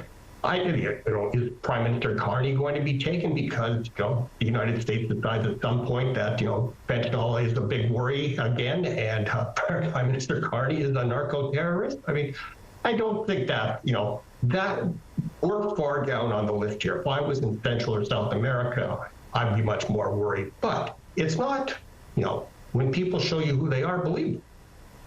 Okay, well, let's talk about the oil, because many people are saying this isn't about drugs at all in Venezuela. It's about the oil in Venezuela. So what could it mean for oil prices here in Canada and for our economy? Yeah, it may very well be about the oil. And in fact, I believe President Trump has said it is about the oil, and that, they're getting 30 to 50 million barrels from, I think that was the number I saw most recently, that may help to bring down the price of oil for a while, which may be good for consumers. But the talk about U.S. oil companies investing in Venezuela is, I think that's a bit premature, given that, the entire regime, except for Maduro, is still in place. What has actually changed in Venezuela? There's, this could just create more instability, and people don't want to invest in countries where there's instability, particularly if the United States decides that, well, maybe we're going to send more troops here later down the road. Okay, well, let's talk about Mark Carney. He was in Paris yesterday, talking with many European leaders about what happens next for Ukraine. What do you think were they actually discussing behind closed doors? Well, I think that the statement that the Prime Minister put out over the weekend was a kind of a milquetoast statement. He should have said more about the kidnapping of a head of state. I mean, the president, in a press gaggle on Air Force One, said, yeah, this was a kidnapping. The worry here is, particularly if you are in Ukraine right now, what if Russia decides, I mean, they probably have tried to go after Zelensky, what if they send even more forces just to kidnap Zelensky and say, look, we're at a war, we're in war, we can take this person as well. The United States has done this. We're just acting as, this is the new normal in the international system. Right. I hope that particularly, NATO member countries that were part of these meetings were saying, look, you are threatening the alliance, you're threatening the stability of the international system. You need to stop acting like this, or else, we're going to stop supporting you. Brian, thank you for your time and for sharing your perspective on this. Here's a look at what's happening outside right now. It's -12. That camera is shaking, though. It might be a little bit windy out there as well. We'll be right back after this short break. Wednesday is off to a clear and decently warm start, I'm happy to report. It's -12 degrees, that wind chill, making it feel a few degrees cooler. It's clear, winds out of the south seem to be shaking our camera, although they are pretty light. Pressure falling, humidity sitting at 91%. So yes, winds will be light throughout the day, and as will that cloud coverage. While we've been dealing with above seasonal values, the sunshine has been elusive, but it returns to us this morning. You can see there's not a lot to show you on our Skycast in that regard. To the north, it is quite cloudy to kick off the day. That will be changing for certain regions. Meanwhile, the northeast, you will hold on to a bit of that cloud coverage. What you likely won't be holding on to is that flurry activity that you kicked off the day with. That's likely to taper off a little later on this morning, leaving a mix of sun and cloud, more in the way of cloud in those morning hours. -14 in Thompson, -11 in Island Lake, -13 degrees Churchill at -21. This region particularly above seasonal values for you. Same for the northwest. It is quite warm for this time of year. Temperatures peaking in the low minus teens with a mix of sun and cloud. Slight chance of some flurry activity in Lynn Lake. Southwestern Manitoba, it is going to be a warm one. I will use that word in January. -3 in Brandon and Neepawa with a mix of sun and cloud. Clearer skies into the afternoon, mind you. And -2 in Dauphin, Swan River at -6. For us here in Winnipeg and surrounding regions, much the same with highs above seasonal at -2 degrees. Morden is likely to hover around the freezing mark. Pretty impressive. And northwestern Ontario, about a 40% chance of some flurry activity after a foggy morning. Temperatures hovering at or for some areas above freezing. They're good for you for it, Francis. Overnight tonight, temperatures dipping down to -8. Slight chance of some flurry activity and some freezing drizzle, but it clears out nicely into tomorrow with more sunshine on the way. Thanks, Catherine. Let's go back now to Ainsley. We've been seeing all kinds of cute puppies. Now we have a cat that doesn't want to play with Ainsley. Good morning, Ains. What's going on there? You know what? This cat was playing with me just fine. Literally right up until we went on camera. Oh, he's camera So this shy. is how we're going to do it. Actually, you know what? Now it's scared of me. I'm so sorry. We're at Canine Advocacy, Manitoba, and we're not just talking to the dogs. We're talking to cats who apparently aren't a big fan of me. Jackie, however, you have a friend. Yes, I do. This one has a little sibling with him, and he or she, I'm not even sure, is adorable. Purring away here, just wants affection. We are Canine Advocacy, but we also do cats as well. There's a definitely overpopulation in Winnipeg and all across Manitoba. We get calls constantly, stray cats everywhere, and we do our best to bring them in and find them homes. So when there's an overpopulation problem within the city, what does that look like for an agency like yours? Well, we do try to focus on rural communities, First Nation communities to help out. That's our first priority. But of course, we'll do whatever we can to help any animal. We get calls from people in the city with kittens underneath decks and stuff like that. So we definitely try to help out as best we can. Population is for cats is everywhere, and it's unfortunate. And that being said, there's tons of items that you are just cycling through. What are some of them that people can donate? Definitely with cats, we need kitten food, we need cat litter, we use pellets for kittens, clumpable cat litter, we need dry food, name it, we need it. Definitely the wet food is a concern for us right now. We do have an Amazon wish list that you can go to and just purchase there, and gets delivered right to us. We do have drop-off locations all across Winnipeg where you can drop off your donations. Right now we are short on wet cat food. Thank you. Sorry, we're out of time. And while it might look like we're snuggling, I'm just trying to make sure that everybody's comfortable. Thank you, Ainsley. RCMP say they've arrested the most wanted man in Manitoba. Mounties say they learned December 30th that a Winnipeg man wanted on a Canada-wide warrant for breaching statutory conditions was in a Black River First Nation home. Black River is roughly 150 kilometers northeast of Winnipeg. Police say they received information that he had a firearm with him. A man was found in a home on Sesame Crescent, but the man refused to leave. Tear gas was used, and 25-year-old Brock Mann was taken into custody. A loaded firearm was seized at the home, according to RCMP. None of the charges or allegations have been tested in court. The White House is not ruling out using its military as part of its bid to take over Greenland. Denmark and Greenland is trying to set up a meeting with U.S. Secretary of State Marco Rubio. They are looking for clarity after the White House put out a statement saying, quote, utilizing the U.S. military is always an option. Canada, along with European allies, have rallied behind Greenland, saying only its people should decide its future. Greenland is an autonomous territory of Denmark and a part of NATO. An Alberta family is feeling less than impressed by their recent WestJet flight. Was shocking to get in there and then have my dad, who is 6'3", so he's tall but not like abnormal human height, physically not be able to fit in the seat.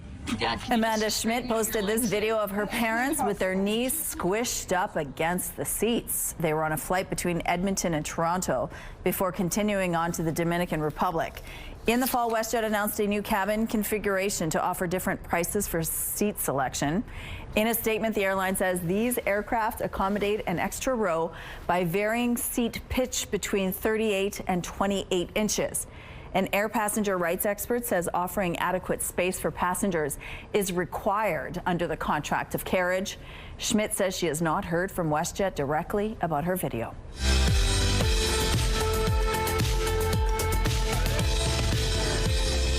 Let's see who's celebrating a milestone today. Happy birthday, Grace. Love from your children and grandchildren and all of your family. Happy 18th birthday, Dawson. Love Mom, Dad, Auntie Joanna, and Uncle Charlie. Happy 18th birthday, Lita. Much love from Mama, Jay, Grandma Judy, all your siblings, and your best aunties. Happy birthday, Penny. Love Joshua, Sam, Ashley, Sean, and Terry. And a happy 10th birthday to Nova with love and best wishes from Grandma V, and a bon fete to my bestie, Natalie. To submit your milestone, visit our website, ctvnewswinnipeg.ca, and fill out the form at least 2 days in advance. It'll also enter you into our monthly contest for a chance to win a $100 gift certificate to Party Stuff.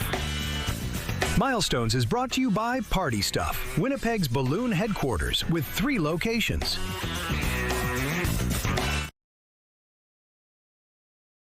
Weather is brought to you by ABC Fire and Safety, your CO2 refill store.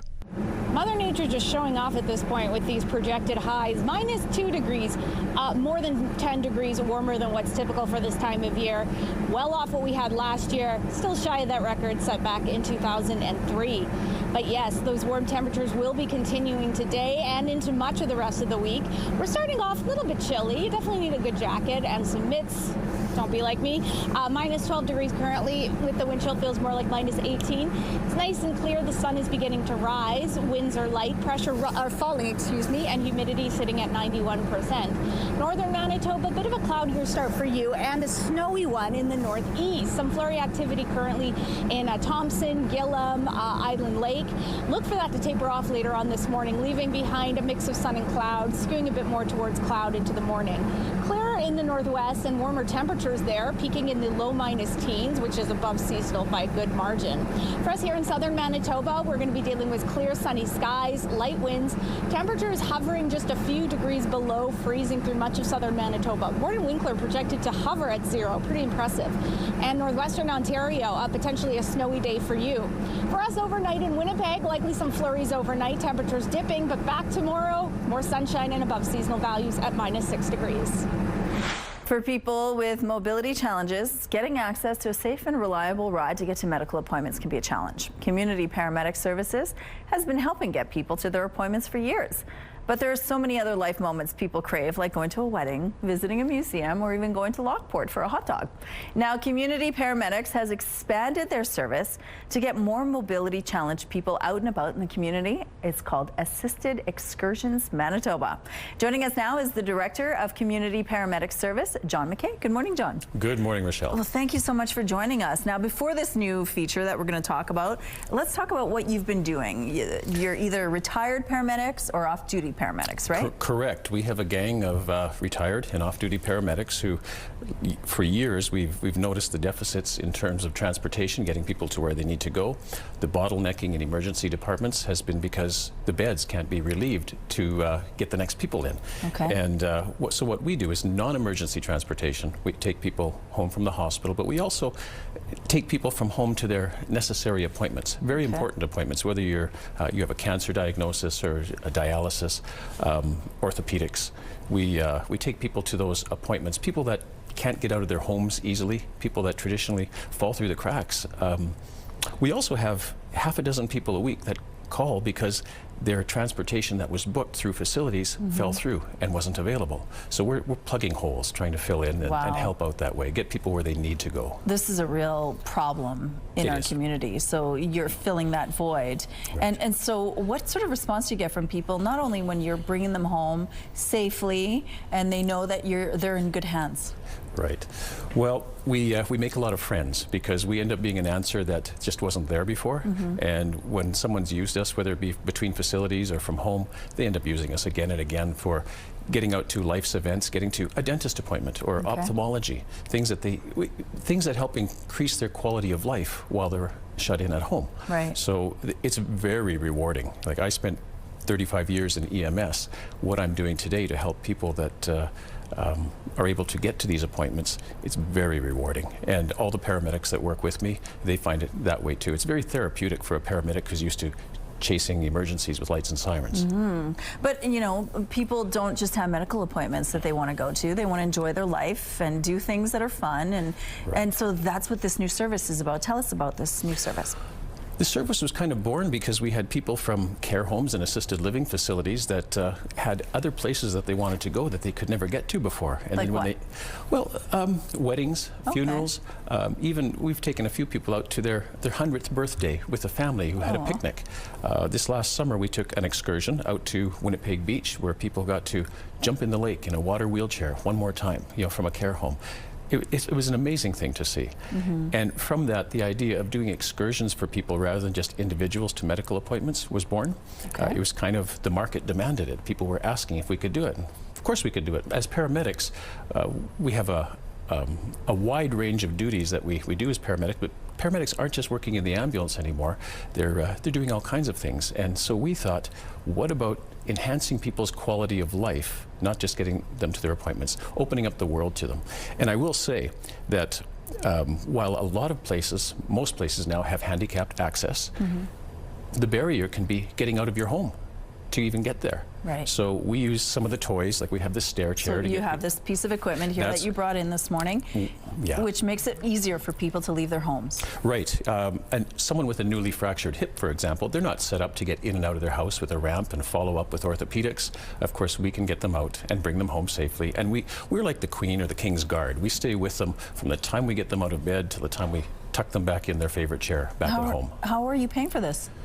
Well, we don't pay for it. We're a private business. Okay. It's fee for service. Nice. But because we're one medic and we are the escort, it's a lot cheaper than using a stretcher service or having to hire a nurse to come along on a handy van.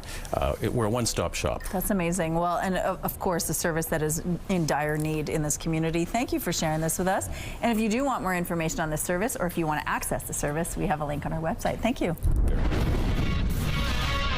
Hi, everyone. Mark Rowe inside the Sports Center newsroom with your must-see moment from Tuesday and 4. We head to oil country as the Predators were taking on the Oilers first period. It's Connor McDavid doing McDavid things. First, he dances around Ryan O'Reilly, then undresses UC Saros for the goal.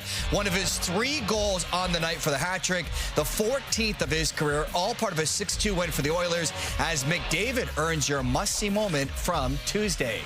And tonight on TSN, it's Tangerine Raptors basketball as they visit the Hornets. It all starts at 7 p.m. Eastern on TSN 1 and 4. That's all from the Sports Center newsroom. Have a great day.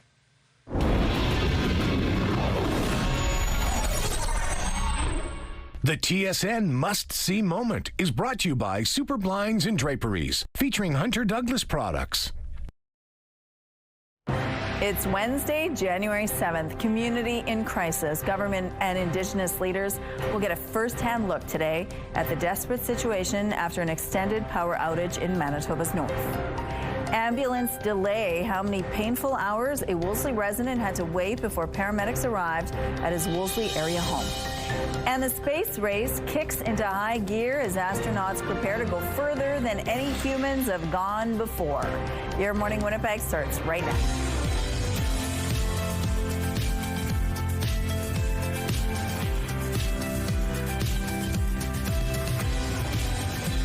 Good morning. Happy Wednesday to you. It's 8 o'clock, and we're so glad that you're with us here on Your Morning Winnipeg. Coming up at 8:15, we're going to hear about the Boulangerie Saint-Pierre Bakery, which is in Saint-Pierre-Joly. They've been there since 1968. And they're slowly expanding more and more outside of that community and into many different markets. So we're going to delve into that a little bit later and tell you about some of the goodies that they offer.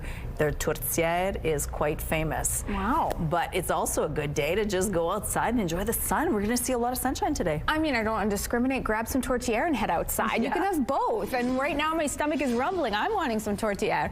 But yes, Mother Nature also serving up a bounty today. It's minus 12 degrees with that sun coming out. Minus 18 with the wind chill. The winds are out of the south at 13 kilometers per hour. Pressure is falling. Humidity sitting at 91%. So yes, we've got lots of sunshine on the way, which has not been terribly giving the last couple of days, and some more above seasonal values. You can see on our Skycast, however, we've got a good amount of cloud coverage to kick off the day. Not showing up here is this slight disturbance that seems to have sort of tapered off in the northeast. Last check, they were still getting some flurries. Those little blue speckles there. That is what's been causing that precipitation for you in areas like Thompson and Gillam. But as the day progresses, you see it pushes out. A good amount of cloud coverage rolling in. We are looking pretty cloudy late into the afternoon, but we should have a good amount of sunshine plus those mild temperatures. Overnight, let me scoot out of the way. You see those flickers here and some green in there. So the system could bring flurries, maybe some mixed precipitation overnight. Only a 30% shot of us getting that. It could be freezing drizzle, but for the most part, we're going to be partly cloudy with temperatures staying mild. And then into a Thursday, another sunny day ahead as we start to see us clear out here with more seasonal values. We do get a bit of a cool down coming our way. It will be short-lived, and we've got it's still into the weekend. We've got some lovely days to enjoy first. Minus 2 on Wednesday under those clear sunny sky, Wednesday being today.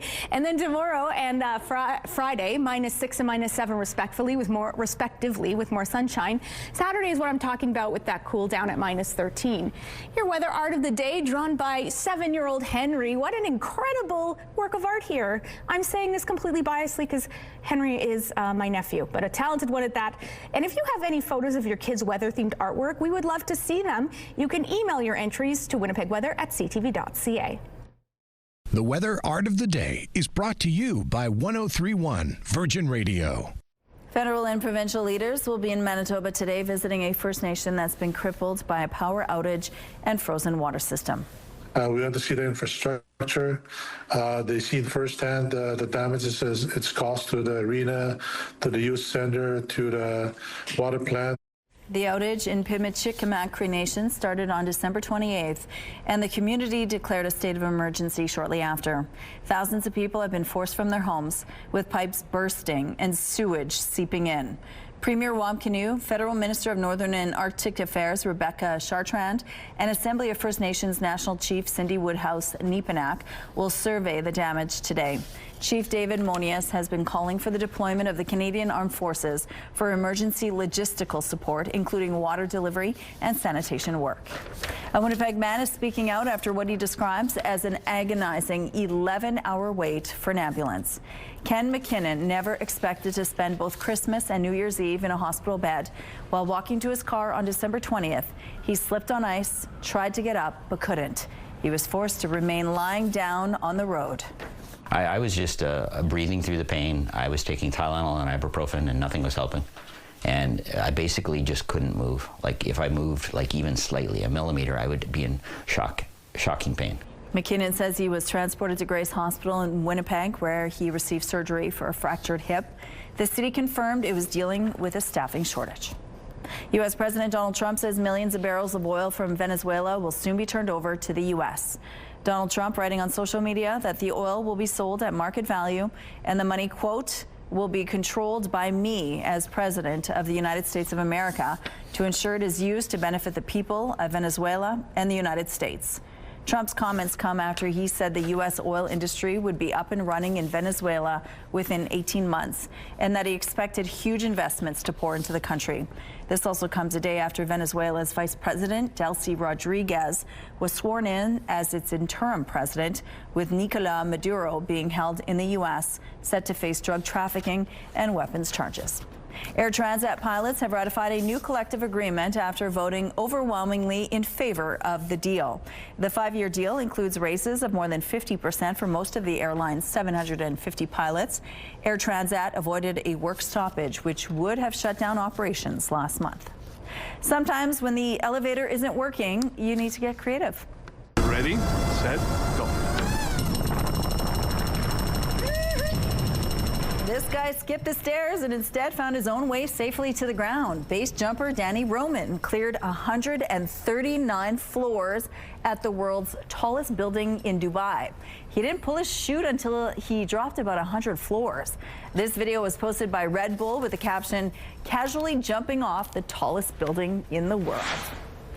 Yikes. All right, here's a look at what's happening in traffic on Donald Street. It looks like things are slowing down in this part of the city. We also have another traffic alert for you. Northbound St. Mary's past Riel has a stall, which is blocking the northbound median lane. So keep right to pass in that part of the city. If you have any other traffic tips, please text them to us at 10400. Traffic is brought to you by Mr. Lube Plus Tires. Open late, ready when you are. We've been seeing all kinds of cuties throughout the morning with Canine Advocacy Manitoba. Ainsley, we're going to talk about how you can support the organization by just giving a helping hand. Good morning.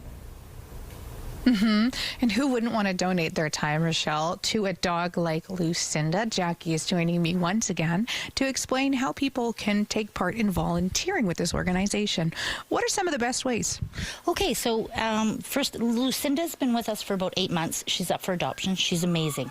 So in saying that, definitely coming out and helping us with fostering. It's so rewarding. It's an amazing feeling to be able to help one dog at a time or 10 at a time. Also, we have different ways. We have a shop that needs to be taken care of. We're always looking for people to come and help with the shop.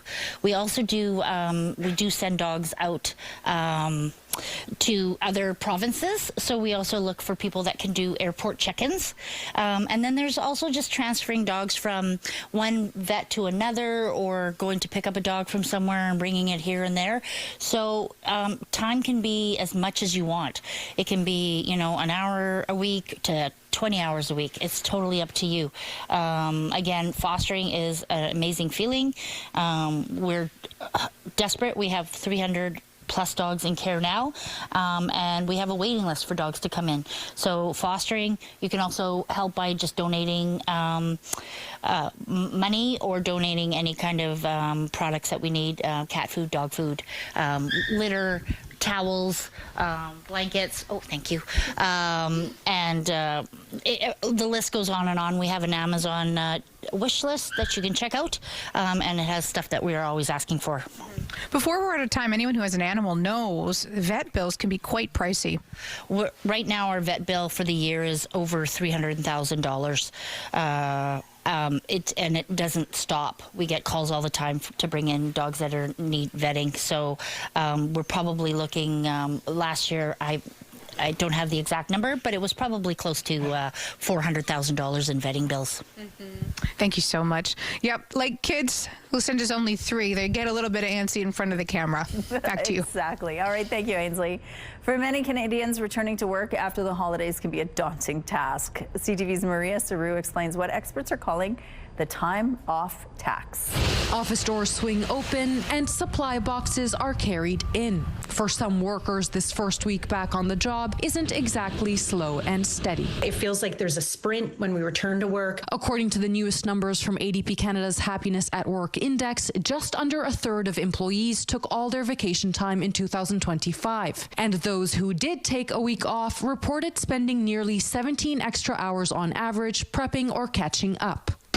Workplace experts call that a time-off tax, adding when employees are worried about the pileup, it's harder to really switch off. You don't get the same kind of refresh. And you don't come back re-energized and ready to take on what comes at you in the new calendar year. ADP Canada's Heather Haslam adds there's lots leaders can do to role model and encourage healthier habits. Making sure that there's backup, making sure that there's adequate documentation for policies, doing some cross-training. And for employees, the new year offers an opportunity to set better boundaries. Our personalities have this guilt. Rest is a 4-letter word, but we don't realize that being productive and engaged and doing better at our job requires it. The strain can show up in worker sentiment. In December, the country's workforce happiness score was 6.8 out of 10, down slightly from November. Atlantic Canada came in just above that at 6.9, but fell more sharply from 7.5. As people filter in and out of office buildings like this one, workers across the Atlantic provinces report better work-life balance, but they can carry a heavier time-off tax. So the advice from experts this week is to ramp up rather than race. Maria Saru, CTV News, Charlottetown. The CTV Live Eye is brought to you by Bathfitter, exclusive home of the PermaFit solution. Pretty clear to kick off our day, making for a gorgeous canvas for that sunrise. Minus 12 degrees in Winnipeg right now. The wind chill making it feel closer to minus 19. 1 or 2 clouds there. Winds out of the south at 15 kilometers per hour. Pressure falling, humidity at 91%. That sun will be shining on us nicely today once it has arisen. It's been in short supply the last couple of days, so it's happy to report it is returning without those clouds. Also with it will be a good amount of heat. We're starting off still though on a chilling note. We're going to take a few hours to get up to closer to our high this time of year, this time of day rather. Minus 12 degrees in Winnipeg, much cooler in Brandon at minus 18, and much warmer in Dauphin, that's not too far away, at minus 8. To the north we go. Temperatures decent for this time of morning. Minus 22 in the Paw, minus 14 in Lynn Lake.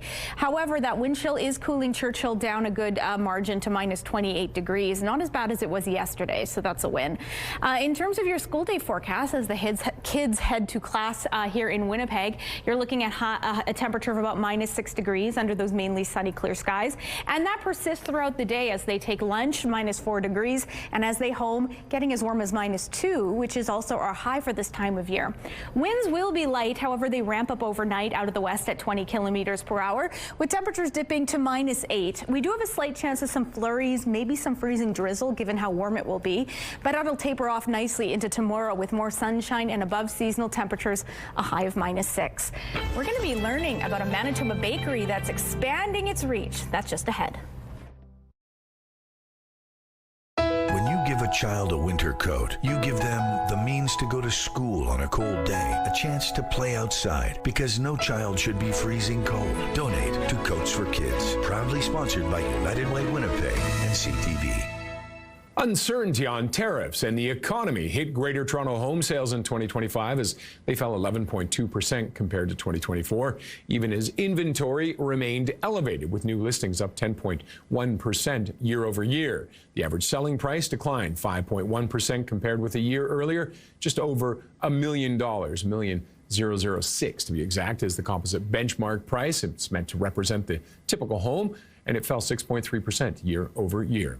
U.S. President Donald Trump says Venezuela will provide 30 million to 50 million barrels of oil to the U.S., and he pledged to use proceeds from the sale of this oil to benefit the people of both countries. The White House is organizing a meeting on Friday with U.S. oil company executives to discuss Venezuela, which the Trump administration has been pressuring to open its vast but struggling oil industry more widely to American investment and know-how. Meanwhile, Venezuela's acting president, Delcy Rodriguez, pushed back on Trump, who earlier this week warned she'd face an outcome worse than Maduro's if she does not do what's right. Now, in a speech, she said, "Personally, to those who threaten me, my destiny is not determined by them, but by God." Those are your morning business headlines. For BNN Bloomberg, I'm Roger Peterson. It's a small bakery with a long history and a lot of heart. From its tourtières, cinnamon buns, and pizza, the Boulangerie Saint-Pierre Bakery has been a fixture and employer in the francophone community of Saint-Pierre-Joli since 1968. The bakery is rising and expanding into new markets. Joining us now are Joe Gagné and Stéphane Tétrault. Good morning, Joe and Stéphane. Good morning. Good morning. Thank you so much for joining us. Now take us back to 1968 and how the Boulangerie Saint-Pierre Bakery first began. Okay, so the Boulangerie Saint-Pierre Bakery has been baking in Manitoba since 1968. We started as a small local bakery and we've grown steadily over the years. But the focus has always stayed the same: quality, service, and consistency.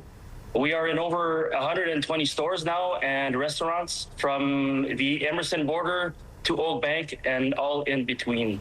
That's incredible. So Saint-Pierre-Joli has been a really good home for the bakery, hasn't it? Yes, it's been, yeah. How has the small French community supported you over the years? Well, over the years, we have loyal customers. And it's amazing how they're always asking for the product, and how we put the products in the stores, and how they leave us messages on Facebook on how happy they are about the service and about the quality of the product here in Saint-Pierre Bakery. Okay, and we're looking at video right now. What kind of baked goods do you make there? Yeah, so we make everything from bread, buns, pastries, cakes, pizzas, and single grab and goes. And so, yeah. The tourtière obviously is also one of those. And the tourtière, exactly. And yeah. Somewhat famous as well. People know your product very well in Manitoba, don't they? They do, for sure. Yeah. Why do you think that is? I think it's because it's an old recipe that we've been making for years and years, and yeah, it's a recipe that people like, and it's a tradition now come as well at Christmas time, and people like to have them, for these are suppers, Christmas suppers and everything. So. Well, my mom, when she grew up, there would be, baked goods at the local store in La Salle. So you had expanded a little bit back in the day, but now you're getting even more expansion. Tell us about what has been happening. Yeah, so now we've gotten busier in a good way. Demand has grown enough that we're expanding production and deliveries while staying true to being local family Manitoba bakery. So now we're in the real Canadian superstores. We're on Bison Street, St. Anne's, Gateway, Regent, and Steinbach. Yeah, and now we just got in also just about a month ago into the Save on Foods. So we're on the Nick Phillips and the Kildonian location, I think. Pembina and Bridgewater, no, yes. So what does this expansion mean to your staff and to the bakery itself?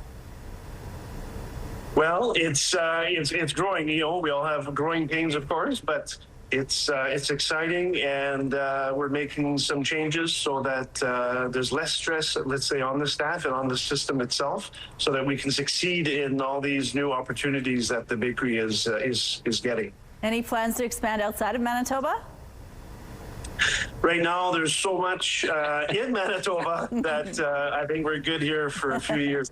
Yeah, but we sure hope so one day. Yeah. Well, congratulations, and it's very exciting for you. Thanks, Joe and Stefan, for sharing this with us. Thank you, Rochelle. Thanks for having us. All right, out on the rooftop now, I want a piece of tourtière or a cinnamon bun. I know, I wish we'd smell-o-vision, although maybe that would make it more punishing that they weren't in studio to share. So a motivation to go and check them out, because as you can see, you can find them here in Winnipeg. Alrighty, it is a gorgeous start to the day, a real snack, if you will. Minus 12 degrees, the wind chill making it feel more like minus 19. One or two kind of errant clouds, but for the most part, it's clear. Winds are out of the south at 15 kilometers per hour. Pressure falling, humidity at 91%. So northern Manitoba, particularly the northeast, you've been dealing with flurries to kick off your day in and around Thompson, Gillam, Island Lake. There's a chance it could continue throughout the day. Likely it'll taper off in the morning, leaving behind a mix of sun and cloud. Decent temperatures too in the mid to upper minus teens. To the northwest, clearer skies for you, lots of sunshine. Temperatures a few degrees warmer, your highs peaking in the low minus teens. For us here in southern Manitoba, lots of sunshine to enjoy. Temperatures peaking at or just slightly below freezing. Morton Winkler projected to reach freezing today at 0 degrees, while we in Winnipeg at minus 2. Winds will also be light. Overnight, slight chance of some flurries for us in Winnipeg and the Red River Valley. Maybe some freezing drizzle, considering our temperatures are only dipping to about minus 8. Tomorrow, we're back at it again with the sunshine and the above seasonal values, a high of minus 6. I'm not positive whether this is rime, ice, or hoarfrost. I can't quite tell. Either way, it's just stunning. Thanks to Wendy for snapping that picture, and keep yours coming to Winnipeg Weather at ctv.ca.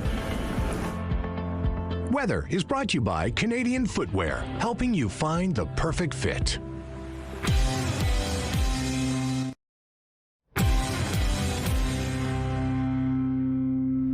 Good morning. If you're looking to spruce up your home, Your Morning Winnipeg has a contest that could help. The Winnipeg Renovation Show runs January 16th to the 18th at the RBC Convention Centre, and this is your last chance to win tickets. 6 winners will get 4 tickets to the show with VIP seating and a meet and greet with Mike Holmes Jr. Make it right and don't miss out on that chance. To enter, head to the contest page on our website, ctvwinnipeg.ca. Don't forget to enter the keyword renovation. Good luck. We have our first orca pod sighting of the year off Vancouver Island. The Centre for Whale Research says the whales were spotted on New Year's Day. There were 7 whales in the pod, including a bull and young adults. They were first seen near Victoria around 10:30 a.m. By the afternoon, they were headed towards San Juan Island.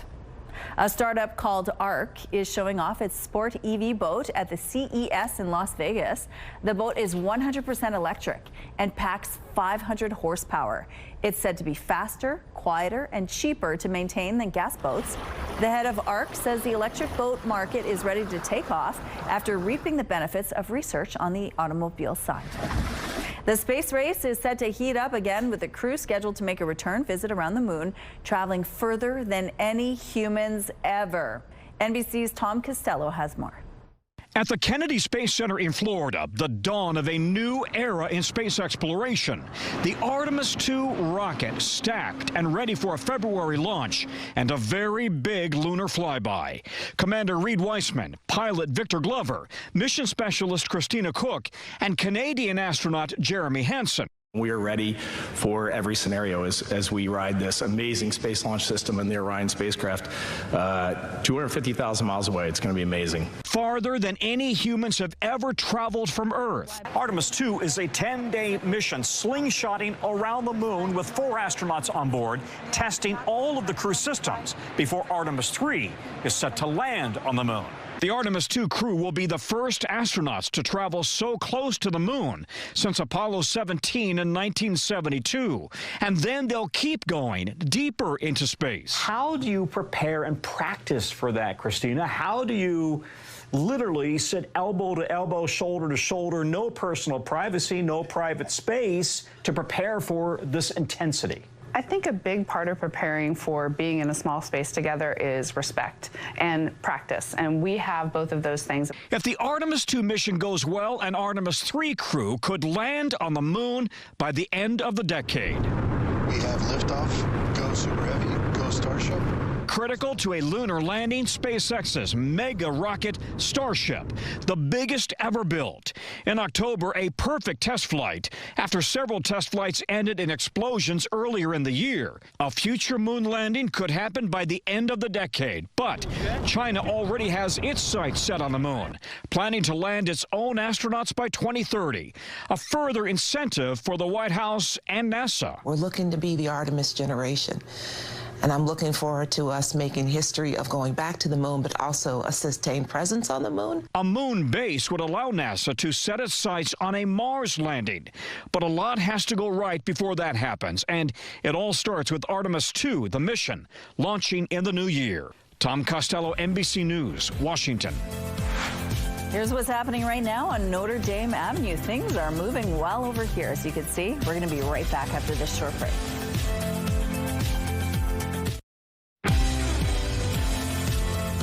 Stunning sunrise over Winnipeg right now. It's minus 12 degrees. That wind chill making it feel more like minus 19. The sun is also exposing how dirty our camera is. Light winds, pressure falling, humidity at 91%. I've missed the sunshine. I don't know about you. It's been an overcast couple of days. Finally, we're going to be getting a clearer picture of all that sunshine that's going to be basking Manitoba in all its warmth. Much of southern Manitoba, in fact, will be in store for some clear skies, already picking up there on our radar. A little bit more overcast to the north, and in certain areas a little bit snowy. Yes, Thompson, Gillam, Island Lake, you've started the day off with some flurries. That system should push out a little later on today, leaving behind a mix of sun and cloud. More in the way of cloud into the afternoon. Minus 14 degrees in Thompson, minus 13 in Gillam, minus 11 in Island Lake. Churchill staying dry today at minus 19. Northwestern Manitoba, lots of sunshine for you above seasonal values to the tune of minus 12 in Opaskwayak Cree Nation in the Paw, minus 13 in Flin Flon and Lynn Lake. A little bit warmer in Norway House at minus 11. Southwestern Manitoba, a mix of sun and cloud to start off, and then clear sunny skies later on into the afternoon. Highs there at minus 3 in Brandon and Neepawa, minus 2 in Dauphin, minus 6 in Swan River. South Central Manitoba, much the same. While we'll deal with a little bit of cloud coverage, it'll mostly be clear. Light winds with temperatures hovering at or just above freezing. In fact, Morden Winkler, it looks like you could even rise above freezing. Northwestern Ontario, a good chance of some flurry activity for you after the dense fog lifts. Temperatures peaking at or just above freezing. For us here in Winnipeg, we'll see temperatures dip to minus 8 and more above seasonal values and sunshine expected the rest of the week. Thanks, Catherine. The picture of a Winnipeg homicide suspect is being splashed in high traffic areas of the city. A billboard campaign is underway in an attempt to find a man wanted for a 2024 shooting at a soccer complex. It was obvious for us that the case should be prioritized as much as possible. He's considered one of the top most wanted suspects in Canada, and now the Winnipeg Police Service is hoping these billboards will help them find Trésor Horembert. Police have partnered with a nonprofit from Quebec named Bolo, which stands for Be on the Lookout. Bolo has placed alerts on social media and 4 billboards in high traffic areas, 2 on Portage Avenue and 2 in South Winnipeg. They offer a reward of up to $100,000. It's part of the standard toolbox that we have at Bolo program to amplify cases.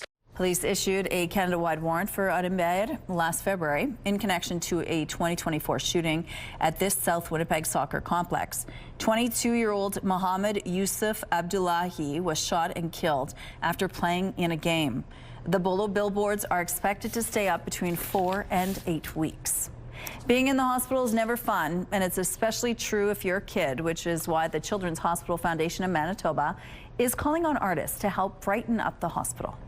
So right here is our double doors. So you go through the first set of doors and it The foundation plans to choose up to 20 artists to create nature-themed and child-friendly artwork for the cancer, blood disorder, and transplant wards. And it's good timing for a project of this type. The Children's Hospital is currently undergoing a huge renovation project as part of a broader revitalization campaign. Officials want to help the kids feel more at home in the space. We want to engage artists in those communities that can, bring their creativity, bring their imagination to help through design improve the experience of the kids and the caregivers and the families during their challenging times. Artists can learn more about the project by going to graffitigallery.ca. If you want to submit an idea, the deadline for applications is February 2nd. A Calgary woman desperately hoping to find her missing sister has been preyed on by heartless scammers. Someone sent her a disturbing AI-generated photo on social media and demanded a ransom.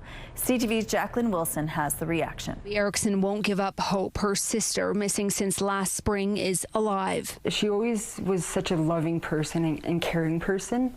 Like, she cared for all animals and all people. Deanna Erickson was last seen getting off of a bus near the Shoppers Drug Mart in Walden on June 6th around 11 p.m., seeming disoriented. Shelby thinks she asked a stranger for a ride home. Deanna didn't just take off, or she didn't just vanish. Like, she has to, someone knows something, and they're just not coming forward. Police say the case remains open, and Shelby frequently posts about her search on social media. And that's where, in December, someone tried to scam her out of $10,000. The fraudsters used artificial intelligence to make a fake picture of Deanna tied up and being held hostage in a van, and told her to send them the money through Bitcoin or they'd kill her. At that time, I was just like in shock and so scared, and I was going to go to the police right away. Police say artificial intelligence has become an increasing problem, and missing person cases are a target. We're starting to see in missing persons cases where victims are being contacted by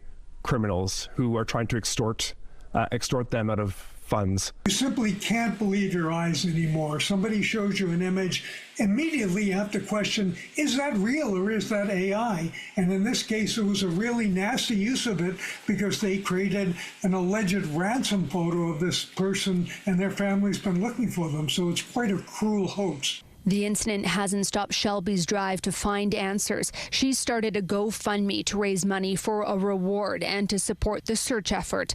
Anyone with information about Deanna's whereabouts is asked to contact police or Crime Stoppers. Jacqueline Wilson, CTV News, Calgary.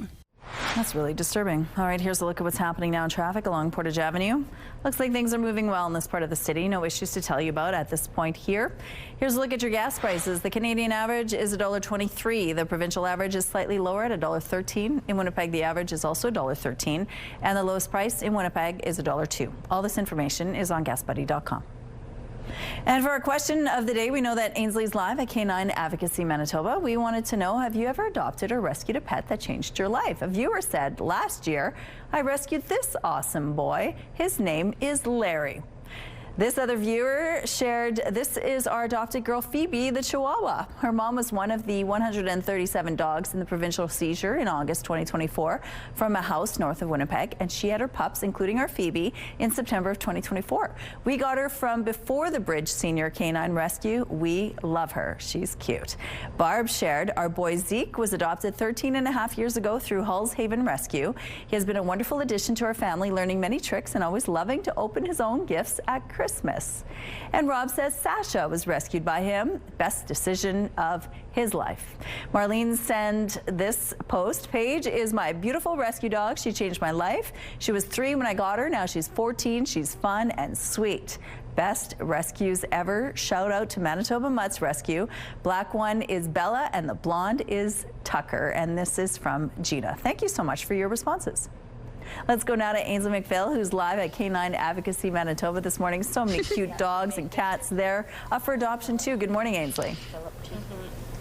Good morning, Rochelle. Okay, this is Rogan. We got Big Philly to my left, Rocco in the back, and of course Kenny the cat in the corner, not to be mistaken with the other Kenny. This one's much more well behaved. Okay. Jackie, good morning again. Thank you for joining us. When we talk about adoption, let's talk about Philly first, because it's not just the puppies. Yes, so Philly came in, he's about 3 years old. He's an amazing dog. He's kennel trained, he knows all his things. He's a little nervous on the camera, but he's amazing. If you're looking for a bigger dog that is fully trained, he's the dog for you. He's my actual foster. I love him to beats, but he needs to find his forever home. When I think a big dog, top of mind for me would be a nice farm home too, because there's tons of space to run around, and I know that there's lots of farmers in Manitoba watching our show. Oh, 100%. We have all kinds of dogs. We have dogs that can be on a farm. We have dogs that can live in apartments. We have dogs, just a regular house. They're all amazing. If you're ever wanting to adopt a dog, definitely look at any of our rescues in Manitoba. Unfortunately, there is a crisis. That's why there are so many dogs, hundreds in your care, thousands over time. Tell us about why that's happening. It's just overpopulation is just from regulations of spay and neutering your pets, and just taking care of animals, basically. And fosters often have a failure. Why is that? I mean, the obvious reason. Yes, we foster fails happen all the time. They just get attached to their fosters and just want to keep them. That's just showing how amazing these dogs are. I can't imagine why that would be happening. Yeah. I'm sitting here going, no, I don't want to fall in love with you. Okay, these can be found on Pet Finder, but Canine Advocacy Manitoba is doing phenomenal work in our community. If you want to donate your time or your money, we will have a link on our website as well. Oh, right? He looks so cozy there, Ainsley. It looks like he just wants to fall asleep in your lap. Thank you so much for sharing this with us. Out on the rooftop now, it's beautiful outside right now. I want to stick with the puppies, honestly. They're so cute. But yes, it is a lovely time to head outside, grab the dog, help them get their steps in, because it's just so clear, lovely, and not terribly cold. To the tune of minus 12 degrees, the wind chill making it feel more like minus 19. Couple clouds here or there, but for the most part clear. Winds are out of the south. Pressure is falling. Humidity sits at 91%. So we here in the south, while we might have a few clouds, particularly in the southwest, it'll likely be a pretty sunny day ahead with some light winds and very mild temperatures. For us here in Winnipeg, it's minus 2. Morden and Winkler, you could be hovering in or above the freezing mark. To the north, you're starting off with some flurries in areas like Thompson, Gillam, Island Lake. That should taper off later on this morning, leaving behind a mix of sun and cloud, maybe denser of clouds, depending on whereabouts you are. Temperatures there in the low to mid minus teens, pretty favorable for this time of year. For us here in Winnipeg, we'll see temperatures dip just a few degrees overnight. We do have a slight chance of some flurries or freezing drizzle, depending on how warm we get. However, it'll taper off nicely into tomorrow, setting the stage for another lovely day. High of minus 6 with plenty more sunshine. All right, let's take a break, but we've got so much more Your Morning Winnipeg still to come on this Wednesday. Don't go anywhere. Weather is brought to you by Garage Masters, your complete garage specialists. Have a news tip? When you see news happening, let CTV News Winnipeg know. Text your tips, pictures, and videos to 10400. That's 10400. Message and data rates may apply. Doctors are raising the alarm about a troubling trend among teens and kids as they see a rise in young people using illegal high-dose caffeine pouches. Yeah, if a person is using these caffeine pouches, you might see that they're more irritable compared to normal. They might have a tremor in their hands and extremities, and it might appear to be more anxious. And, as you mentioned, it's dangerous because a lot of these pouches have doses of caffeine much higher than just a regular cup of coffee. Health risks include cardiovascular issues and gastrointestinal problems. When it comes to caffeine intake for teens, Health Canada advises no more than 2.5 milligrams per kilogram of body weight. That equates to roughly 1 cup of coffee a day for someone who weighs 125 pounds. Cuba is battling a surge of several infectious diseases, marking the country's most serious crisis in recent decades. This according to a recent report in the medical journal BMJ. Officials recently reported more than 38,000 suspected cases of 3 different diseases overwhelming hospitals. The Canadian government is urging travelers heading to Cuba to try and prevent mosquito and midge bites by using insect repellent, wearing long-sleeve shirts along with light-colored, tightly woven materials. You're also asked to close windows and air conditioning inside and speak with a healthcare provider 6 weeks before your Canadian departure. Faraheim, going home in ancient Norse, is an expedition like no other. Trying to understand where you came from and how you came to be. Our people were here, but how did they exist here? Where did they come from? Maybe the exploits and the history of Vikings have long fascinated history buffs, adventure seekers, and explorers of Norse mystery. A new documentary lifestyle TV series produced right here in Manitoba is taking a deep dive into stories of Vikings and their long connection to the Americas. It has 8 episodes, and the show is called Quest for the Lost Vikings. Joining us now is the co-leader of the show, Johan Sigurdsson. Good morning, Joe. Good morning. Thanks for joining us. Thank you very much for inviting me. Tell us a little bit about why you are. We know that a lot of people are fascinated by Vikings, but why do you have a particular fascination with Vikings? Well, I grew up in an Icelandic community in the Interlake. Grew up listening to my grandfather's stories. He grew up on the farm in Iceland that Eric the Red left from when he was banished to Greenland. So we have a long history in Viking stories, sagas, so on and so on. Tight connection with Iceland. We always have been interested in where they went, what did they do, how long they were here, and when they came. Okay, and we're learning a lot more about Vikings, and what we do know about the history of the discovery of the Americas have slowly changed because we know that they were probably here first. Well, they absolutely were here first. Columbus showed up in 1492. He had great PR, and he got his message out, and we heard it over and over again. I grew up in school, 1492. That's the first. Everything's pre-Columbian after that. Right. But in 1960, a Norwegian couple found evidence of a Viking settlement in at Lanso Meadows in Newfoundland. Okay. And they proved definitively it was a Viking settlement, Norse settlement, likely from Greenland, Iceland. And those are our ancestors. We can trace our lineage to the folks that were here in 1020. Wow, and so this TV series came about because you've been sort of exploring the history of Vikings in the Americas for many years before that. We've been doing this probably for almost over 20 years, actually. I'm a member of the Explorers Club. David's a member. Our children, our adult children are members. We have a big exploration adventure sort of DNA. Absolutely, we've been doing this for 1,000 years. Let's face it. So it was an easy step to start looking for the tracks. And we've been to Hudson Bay several times. We've been to Nunavut. We've been to Ontario. We've been to the high Arctic. And there's lots of indications that they were everywhere. And it was not just minor interactions. It was ongoing long trade relationships.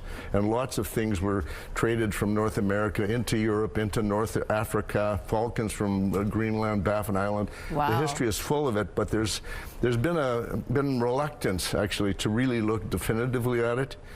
It's our ancestry. We're on the tracks of our ancestors. We're tracing the story of our ancestors. Okay, so let's talk about this series. It's 8 parts, 8 episodes, and what's going on without giving too many spoilers. No, it's okay. 8 episodes. It was a fabulous experience. Did it with Farpoint Films. We looked at how we should approach the documentary, and there's several routes into North America, and we looked at the central route, Hudson Bay, maybe all the way down to Kensington Runestone, which is controversial on itself. Okay. The 8 episodes sort of document why we did it. We looked at Farley Mowat's stories, Curse of the Viking Grave, all those sorts of things. West Viking, he did a lot of research. We interviewed his widow. We had access to his archives. And we looked a lot at what Wilhelmer Stephenson, who is a Manitoban, a famous Manitoba Arctic explorer. Very few people know of him. He was the only Canadian president of the Explorers Club, which is a famous worldwide organization back in the early 1920s. That is fascinating. And then we went and tracked oral history, Indigenous oral history, local stories, the stories around the Kensington Runestone. We looked at all those things. We found things that and we've been doing this a long time. Yeah. We found things that we weren't really already aware of. That is cool. Well, we're already out of time, but where can people find the show? Okay, Amazon Prime. And, Okay. and can I say one thing? Sure. We found something that's the oldest thing of its type in North America. Wow. Shocked us, and it dates to the same time as the Kensington Runestone. I'm fascinated. I'm going to check this out. Thank you Great. so much for sharing this with us, Joe. Thank you very much for having me. That is how you tease a show, I tell you. I'm hooked. Okay, outside, it is gorgeous. Minus 12 degrees, that wind chill making it feel closer to minus 19. It's looking clear and sunny at last. Winds are out of the south, pressure is falling. Humidity sits at 91%. I've been missing the sunshine. I don't know about you. It finally returns. And getting comfy because we have a good number of sunny days to look forward to. It is a little bit more overcast in northern Manitoba, as you can see. Plus, not showing up on our skycast, a system that has brought some flurry activity to the northeast. That should taper off later on this morning, leaving behind mostly cloudy skies. For us here, lots of sunshine, a high of minus 2 degrees in Winnipeg. Minus 13 is what's typical. Winds will also be light. They will pick up overnight out of the west at 20 kilometers per hour as temperatures dip down to minus 8. We do also have a slight chance of some flurries or mixed drizzle, depending on how warm we get. Likely, though, it'll just stay dry, setting the stage for another sunny day tomorrow. Lots of sunshine with a high of minus 6. Let's take a break, but we've got your videos of the day still to come on Your Morning Winnipeg. Rooftop arrangements provided by Lacoste Garden Center. Salon services provided by Essentique Spa Salon. We're going to show you some fun video before we send you off this morning. Burj Khalifa elevators can reach 36 kilometers per hour, but if they're not working, here's a faster way to go down. Set, go. This guy skipped the stairs and instead found his own way safely to the ground. If you lost count, he cleared 139 floors at the world's tallest building in Dubai. Nope. And then what, Nope. landed in the pool? I don't know. I'm taking the elevator. No. Yes. And then what type of parents are you at your child's performance?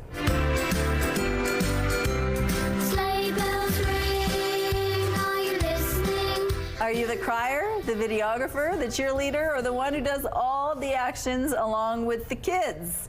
Whatever type you are, as long as it works for you and you are enjoying it. My sister is Amy Poehler, Mean Girl. She's like, and her kids are 7, so let's just keep it in perspective. So sweet. Now to a cute fashion faux pas.